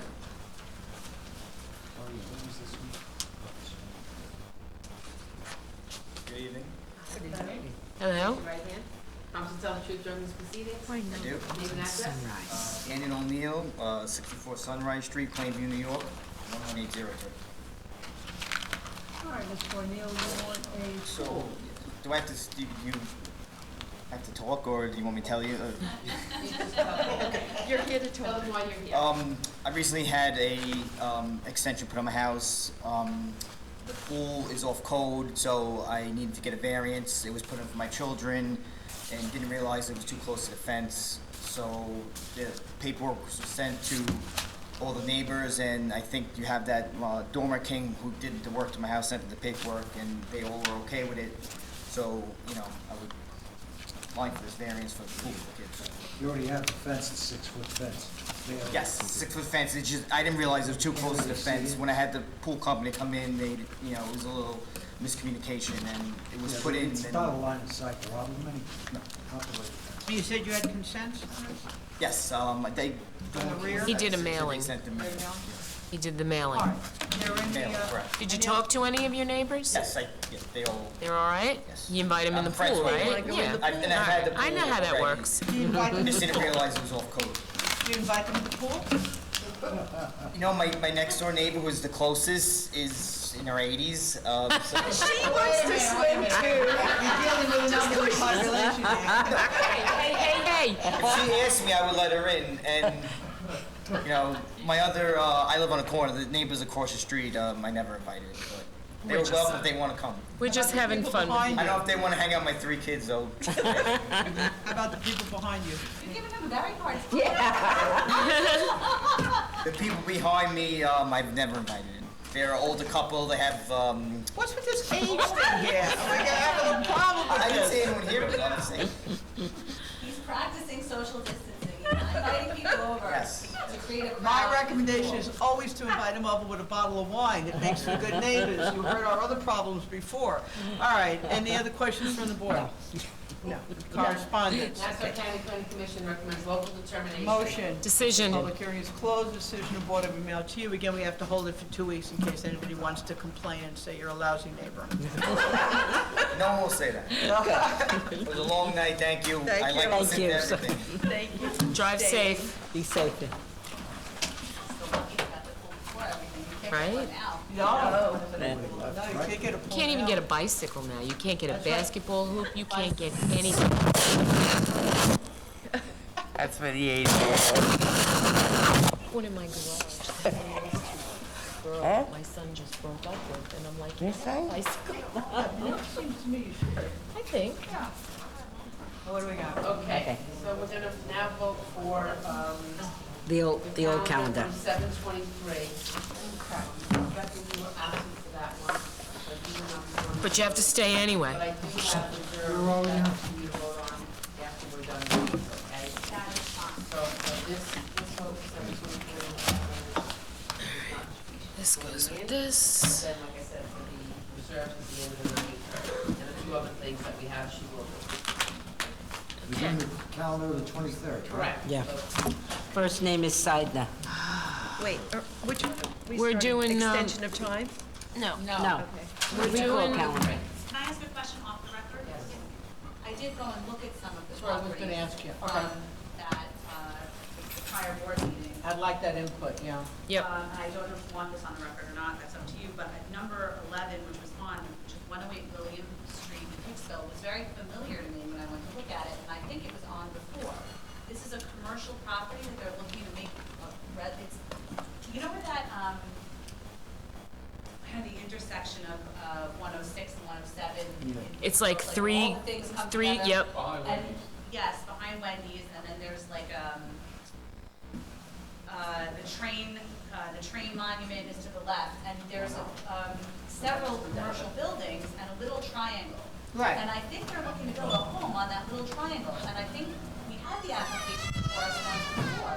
Isn't that where Bruce Foley has that? Yeah, that was prior variance number 19-344, and it was denied. So I think that when we get to this, we should have a look at that. So I wanted to just bring it, I know I can't vote on it, I wasn't No, no, here for but the I asked you to application, look. but I wanted Thank to you. bring that to your attention because it's a very strange place for a residence. Yes, it is. Yeah.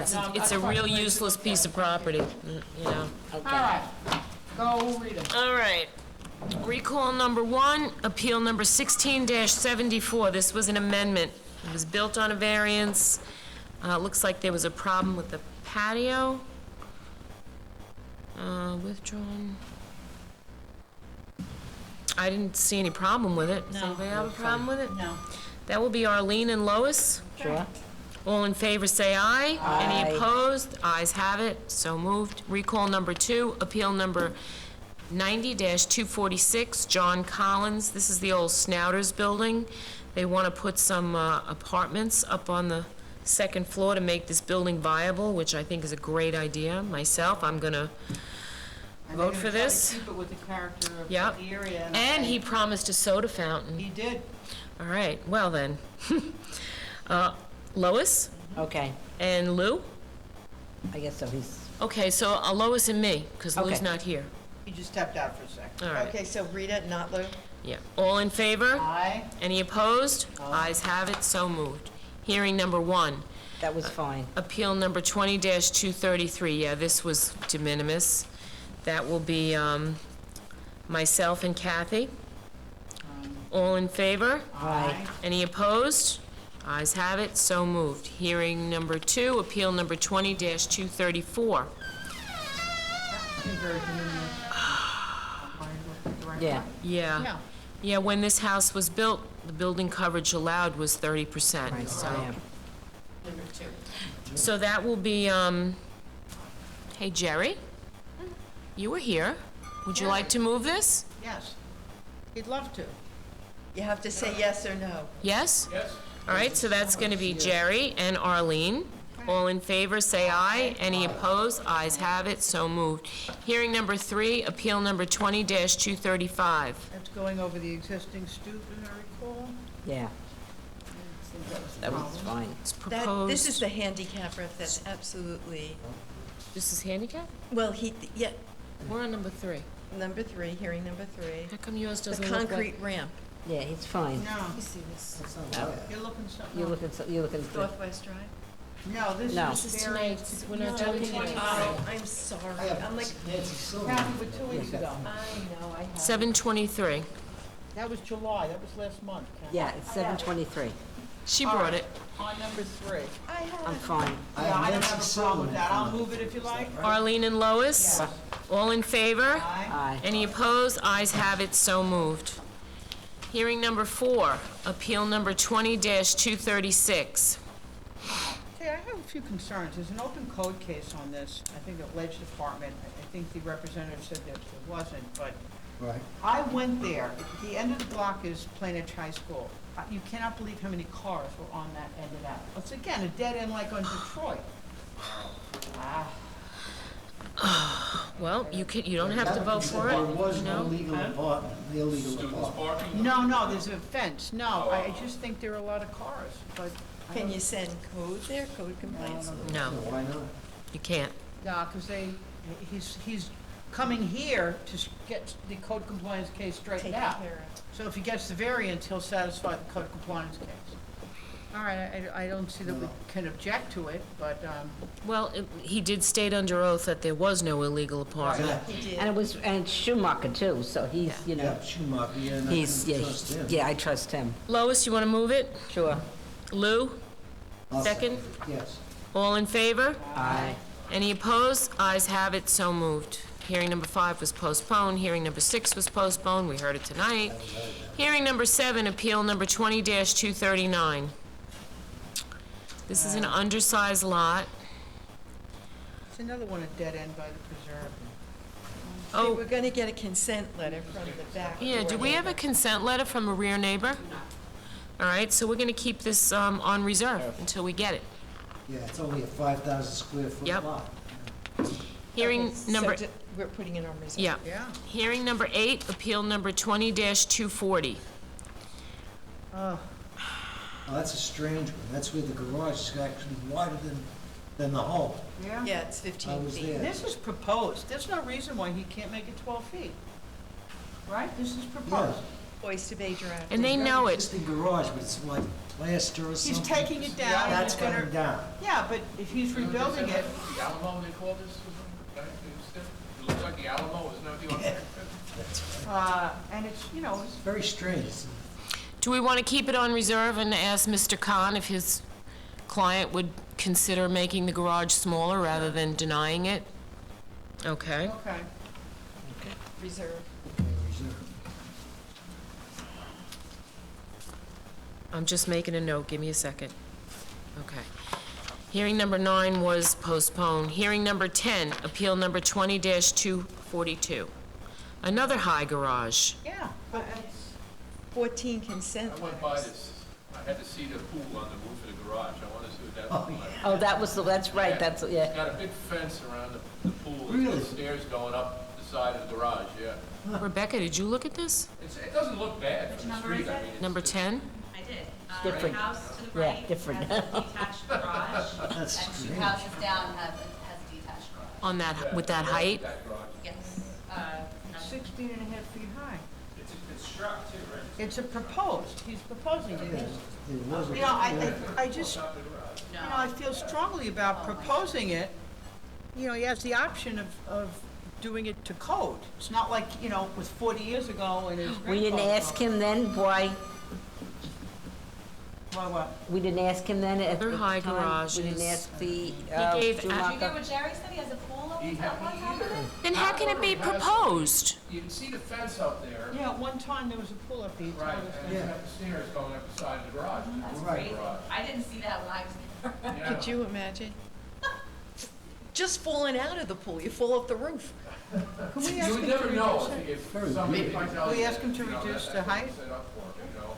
Not a good idea. But they all, Okay, reserve. that block. has- Reserve to reduce the height. All right, next one.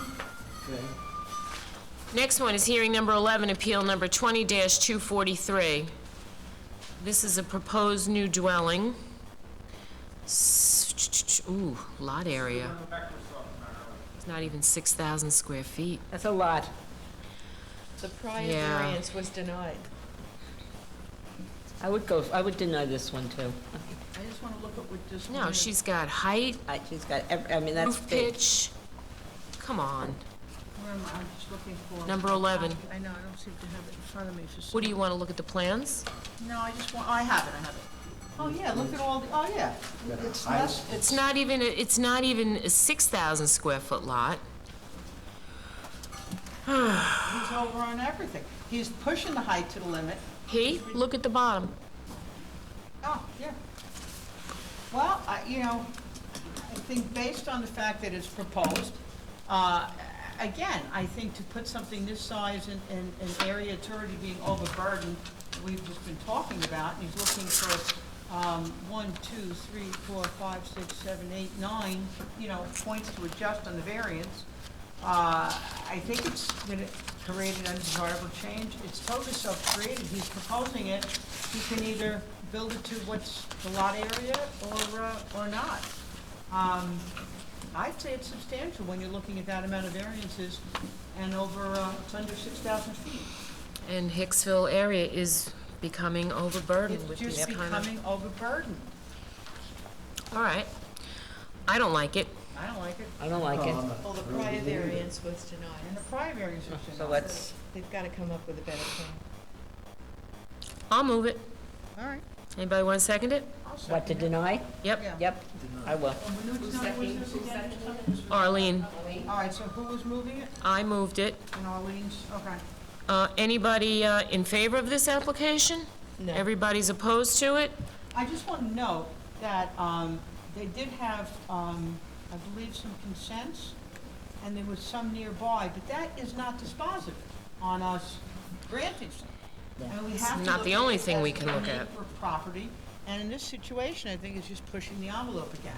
It's not that we ignored that, but I think we took that into consideration and decided there were too many other factors that outweigh it.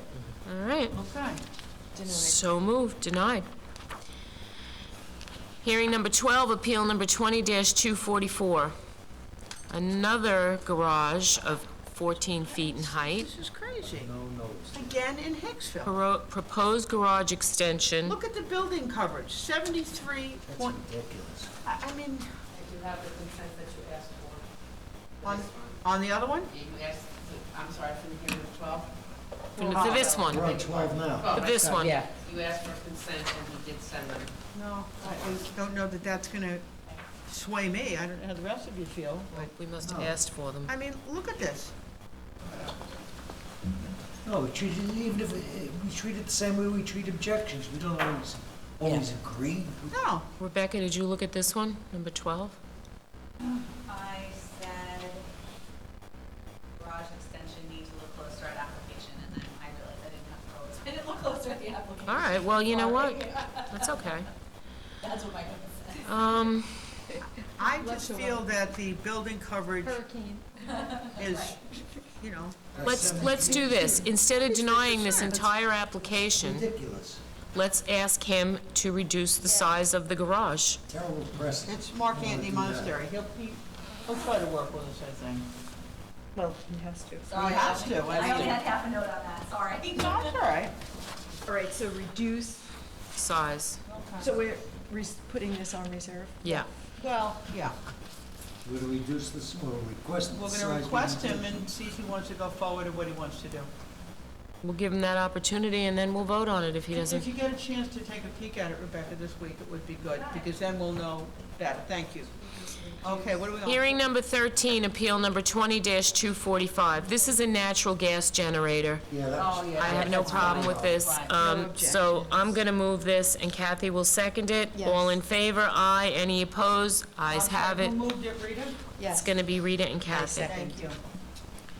Hearing number 14, appeal number 20-246. This is a deck that is not visible from the street, as is the air conditioners are not. That's going to be Kathy and Jerry, Which one is this one? number 14. Kathy and Jerry.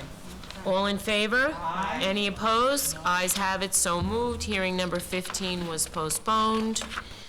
Hearing number 16, oh my goodness, Oh, this is 16 and 17. and 18. I think we have a, I haven't had a chance to look at this. I think we all 18, need to- 19, and 20. In lieu of, 16 through 20 is all yeah, together. yeah.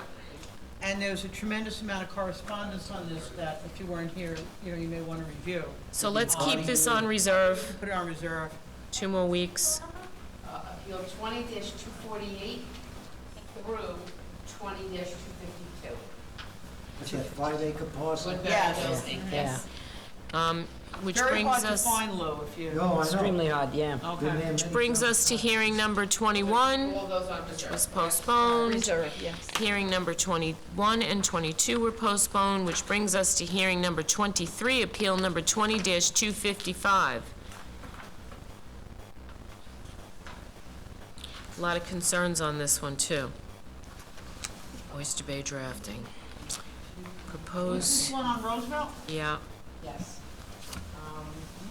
Yeah. There were a lot of concerns on this. Yes, they have proposed a new location for the AC units based on Ms. O'Neill's concerns, moving them to the back. Not that the AC units were part of the variance, but just so that they would not be near her property. That was the one, she was concerned about those AC units, right? Yeah, I remember that. She was concerned about, she had written in letters, or Ms. O'Neill had sent off, and Mr. Khan had addressed some of her concerns, and forwarded all of that off to you. Didn't she come in and you met with her? So she did come in. Yes, Did and meet you with her. you went over things a lot with her, I correct? did. I also got another, I emailed you from Julie and Tayan. and- Yeah. Yes. and She's they are- opposed too. Yes, they are another neighbor. Did you look at it, Rita? I'm good, let's put this on reserve, I'll look at it. Thank you. And Mr. and Mrs. O'Neill, another Yeah. people that. Rita to inspect. Hopefully the roads will be open, nice. Okay. 24. Hearing number 24, appeal number 20-256. We were just waiting on a consent. We were? This on 24? Yeah. One Oh, 10 consent foot- letter from the most affected neighbor. No, that neighbor wanted some kind of easement granted. I'm sorry? It is a consent, you aren't waiting for a consent. No, It is a one, consent. right. Oh, I just had, we have a consent from the most affected neighbor. Yes. Oh, then that's fine. Was there That's any fine, that's issue with fine, that? No. No, okay. So that's gonna be Arlene and Lou. Because Lou's been quiet tonight. We'll give that to Lou. All in favor? Aye. Any opposed? Ayes have it, so moved. Hearing number 25, appeal number 20-257. Expansion of a legally non-conforming residence. It's the one that has, very sloped properties. Yeah. in Oyster Oh, Bay. okay. What was it? The properties are like all sloped, that causes the inclined planes. Yep. And the height problems. Oyster Bay up in the. Right, Because because it's the like a grade, side. because the grade is different, it brings that height up higher, which it's in character with the neighborhood. So, I don't have a problem with this. I don't think it's any big deal. I'm gonna move it. Anybody want to second it? Seconded. Lois will second it. All in favor? Aye. Any opposed? Ayes have it, so moved. Holdover number 1 was postponed. Holdover number 2 was postponed. Yeah, a lot of folks. Holdover number 3, appeal number 20-164. I don't think there was a problem with that, as I recall. Do you, Lois? No. That's gonna be Lou and Kathy.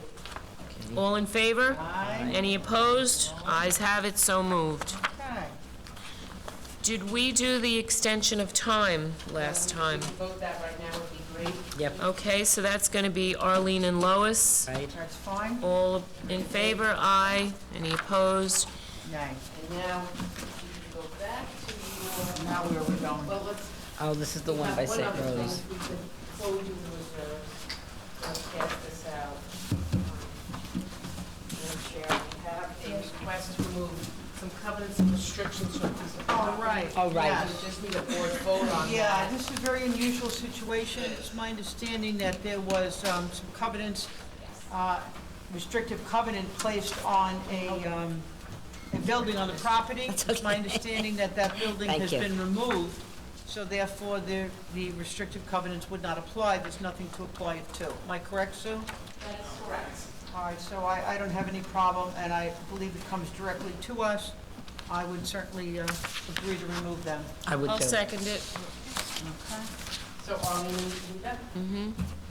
Arlene is one, Rita is two. Do I have a unanimous decision from the board? Yes. Yes. Thank you. Okay, that is on that. That is to remove the covenants restrictions for ZBA case 66-672, 305 Robbins Lane, Syosset. Terrific. That's that housekeeping. Now- And we can go back to our cases from tonight. Oh, tonight? In the back, we have, Mm-hmm. Yeah, I think we have extensions of time. we have Oh. extension of time, and then we have one, yes. We have a one reserve on the extension other one, of too. time, and then we have some reserve Yeah, decisions that we're okay. gonna do, Okay. please. I don't, the extension to time, I believe, are fine on that. Yeah, Okay. absolutely. How many are there? It's kind of one case, Richard Rosenbush, 17-123 and 17-124. All right. And that was on, The okay. time, So fine. Rebecca and Jerry, how about that? very good. You gotta get Jerry on this thing. Yeah, we're getting Jerry on these things. Okay. All in favor? Aye. Any Aye. opposed? Ayes have it, so moved. That brings us to reserve decisions. Okey-dokey. This was from before COVID. I was absent, Lois was absent, Yep. and Jerry can't vote. Was not here yet. All right, which one is this now? What is it? Hearing number 5. Garafola. Garofolo, why do I Beth remember that Page. name? Refresh my memory, One moment, please. reserve, just hold on, let me pull That it. was Pre-COVID, yeah. pre-coronavirus? Yep. That was in We February. had reserved this, Mr. Edwards wanted to, hand in some submissions. I have contacted them over and over again. There are still no submissions. They have not submitted any more documents. I don't know how the board feels, if you want to keep it on reserve. I just don't seem to be getting anywhere. What was it specifically, sir? It is for It's a long proposed time ago. two-family, that needs ZBA approval, lot area of 6,000 where 12,000 is required, and proposing non-owner occupied two-family dwelling in an R16 zone in Bethpage. Was that on Broadway? I don't know why we need Excuse extra. me, it's North Sixth Street, Bethpage. I don't know why we need extra information or what we were waiting for. To build a two-family on an undersized lot seems to me to be a no, unless somebody has a recollection of a reason that we were The only waiting thing I for it. recall is it was in a semi-commercial Yeah. area. But I agree with you, to put it on a substandard lot, A to get a non-owner- two-family to start with, now on a substandard lot. And you're really- non-owner occupied. And non-owner occupied. Again, I Was that the street behind Broadway? North Sixth Street, north of Thomas Avenue. Was there one that was a disaster area when I looked at it? I think I remember this application. And it was maybe an inherited property?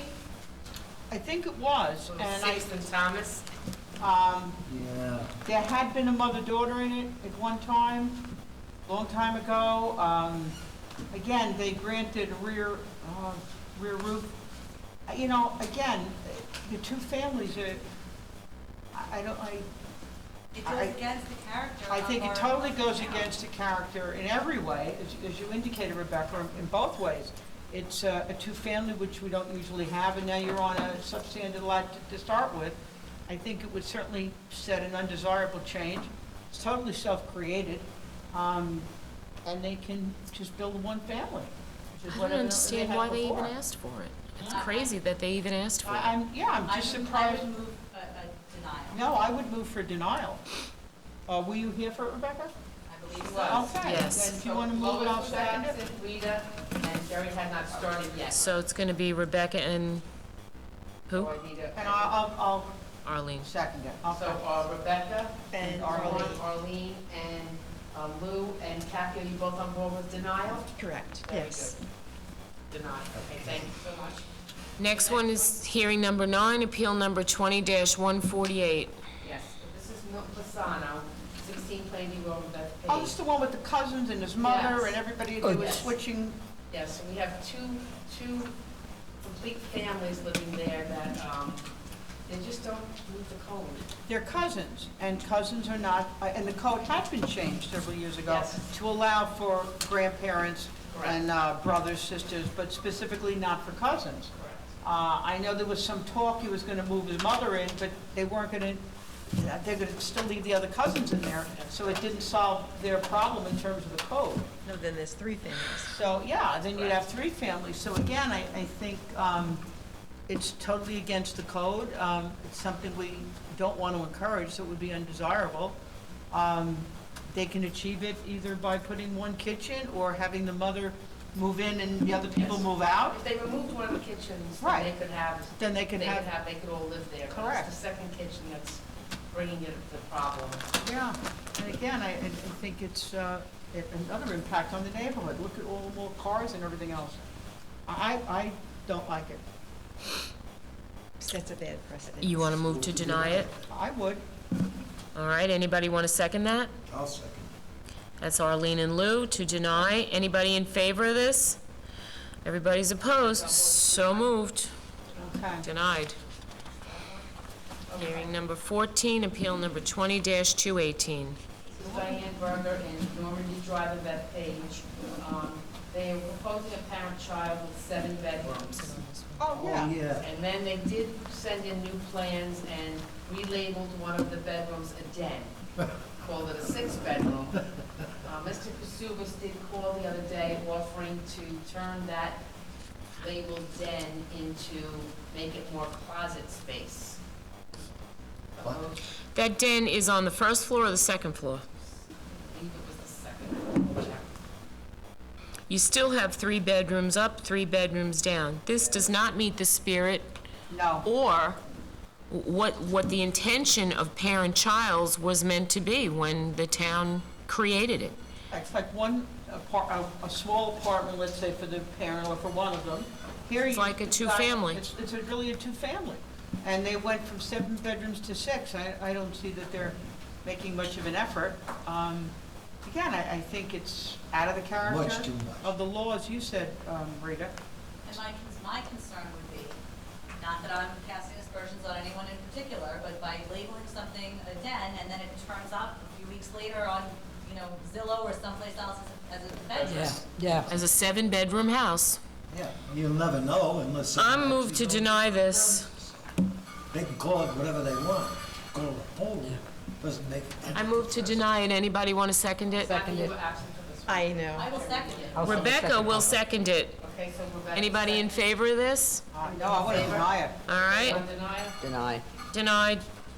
Nobody's in favor, so moved. Thank you.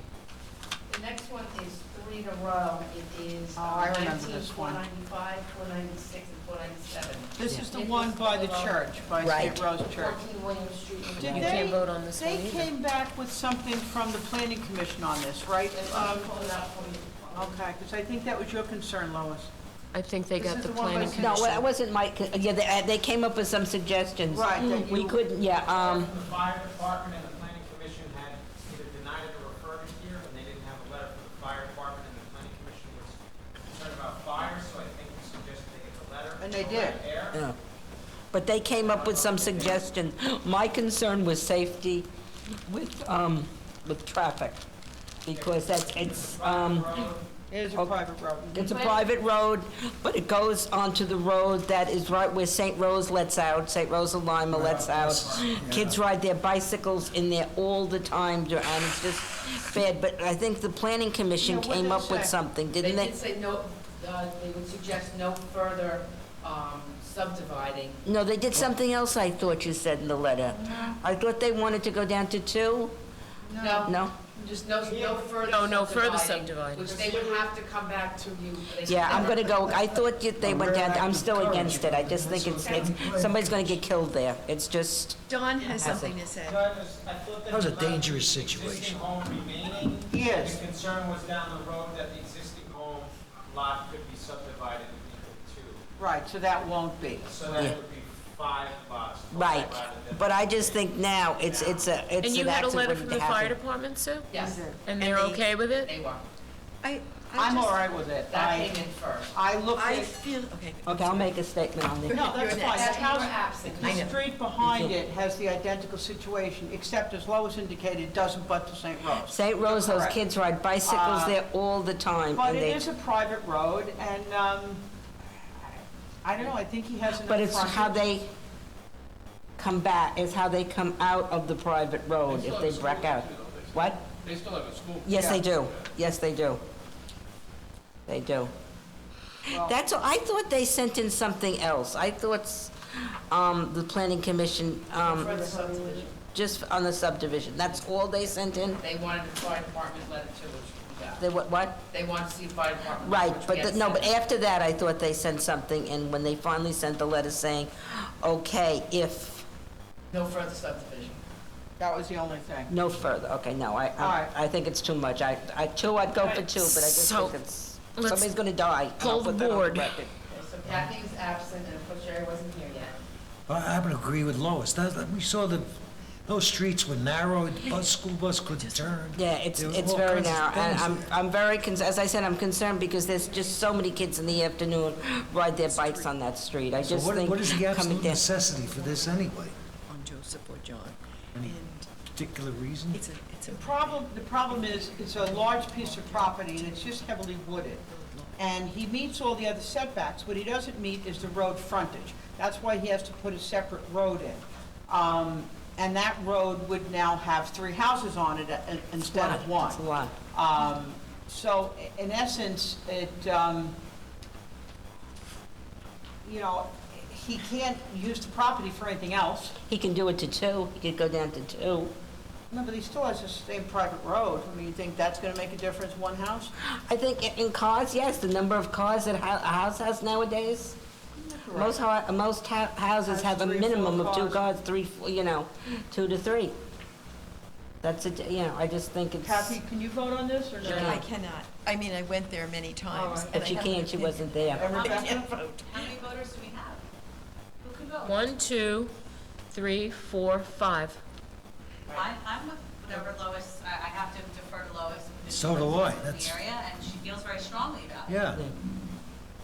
So you're saying one No. house, just the 2 houses back there? Yeah, I don't want a subdivision into 3 homes. I think it's too much. All right, how do you feel, Rita? Can you vote on it? I can vote on it. What's your feeling on it? I'm gonna vote for it. I think the guy should be able to use his property. So I'm gonna vote yes. It's not the matter of house. I actually agree with Rita. It's a tough decision because I know you're very concerned, Lois, and we've I been just there. think some kid's gonna get killed there. It's a bad... That's reasonable. But I also know that the kids are gonna go in there, even with one house, driving down. No, that's not what I'm concerned about. I'm You're concerned about on the the... cars and the subdivision. I'm concerned about the road here and the parking lot here and a car backing out and in the main road, not the private road, but a car backing out or coming down that other road coming in. Arlene, you don't share that same concern? On the public road, I'm concerned about that.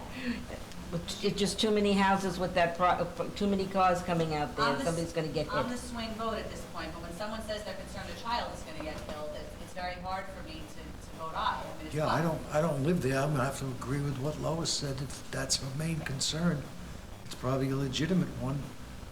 I don't want to be in a position where we're voting for something ultimately winds up with the child being listen. hit, seriously We'll have injured our or own thoughts dying. and ideas. Yeah.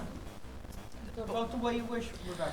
Right. How long, does anyone know how long the individual who's seeking this relief has owned the property? He's owned it some time, and he's redeveloping the whole back area. But he's living there. He's living Yeah, there. he is I living think there. he plans on living there. The situation, he has all this other land, and his complaint was that the kids are hanging out, drinking, and doing things they shouldn't be doing in the woods. Yeah.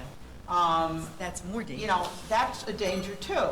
The fact that it's a private road, I don't, Well, let him develop one house there, but 3 houses on that piece of property, I just think it's, with the road coming into that main road, or that William Street, I just think it's gonna be, Well, the fact that the planning commission asked him not to subdivide it further means he could fit actually more than 3 houses on that property. It's big enough. It's well, let's vote on it. Let's vote on it. all right, Rita? I'm voting yes. I would vote yes. No? No. gold. I might have to say no. Do you want to go look at it? I mean, I there's- would to see? Yes, I would like, I'm sorry to ask Sue, but can we put it Yeah, on? no, hold it. Thursday, That's- another- That's fine. reasonable. But, yep, I will go look at it, I will go this week. Absolutely. But you're talking about safety. All right, I'll just have to tell you how to get there. It's a little, well, you'll figure it out, because there's no street. All right. Okay, anything else? We got one more, parent-child. What's the other one? And then just the parent-child, they were all reviewed tonight. No, wait, we had Londino. We have Oh, one I in Seaford. apologize. Sorry. What was You're the right, my concern? fault. 20-216. What was the concern with that one? Oh, and you're- Oh, I remember the one. You and I went, Lois. Yes, you went to see This this. is the one you and I went to. Yes, and matter of fact, the architect met us there. It is a parent-child. All they're doing with the addition is they're taking down a roof over patio, Right. and they're putting the addition right there. Yeah, that was fun. Normally, it looks like it's a large gross floor area, but the reality is they already had their deck and pool approved previously, and because they changed one angle, they didn't go any further to the fence. They already had the variance. So it just popped up again because they made some minor change. The man is very, very sick. He's in the hospital with COVID.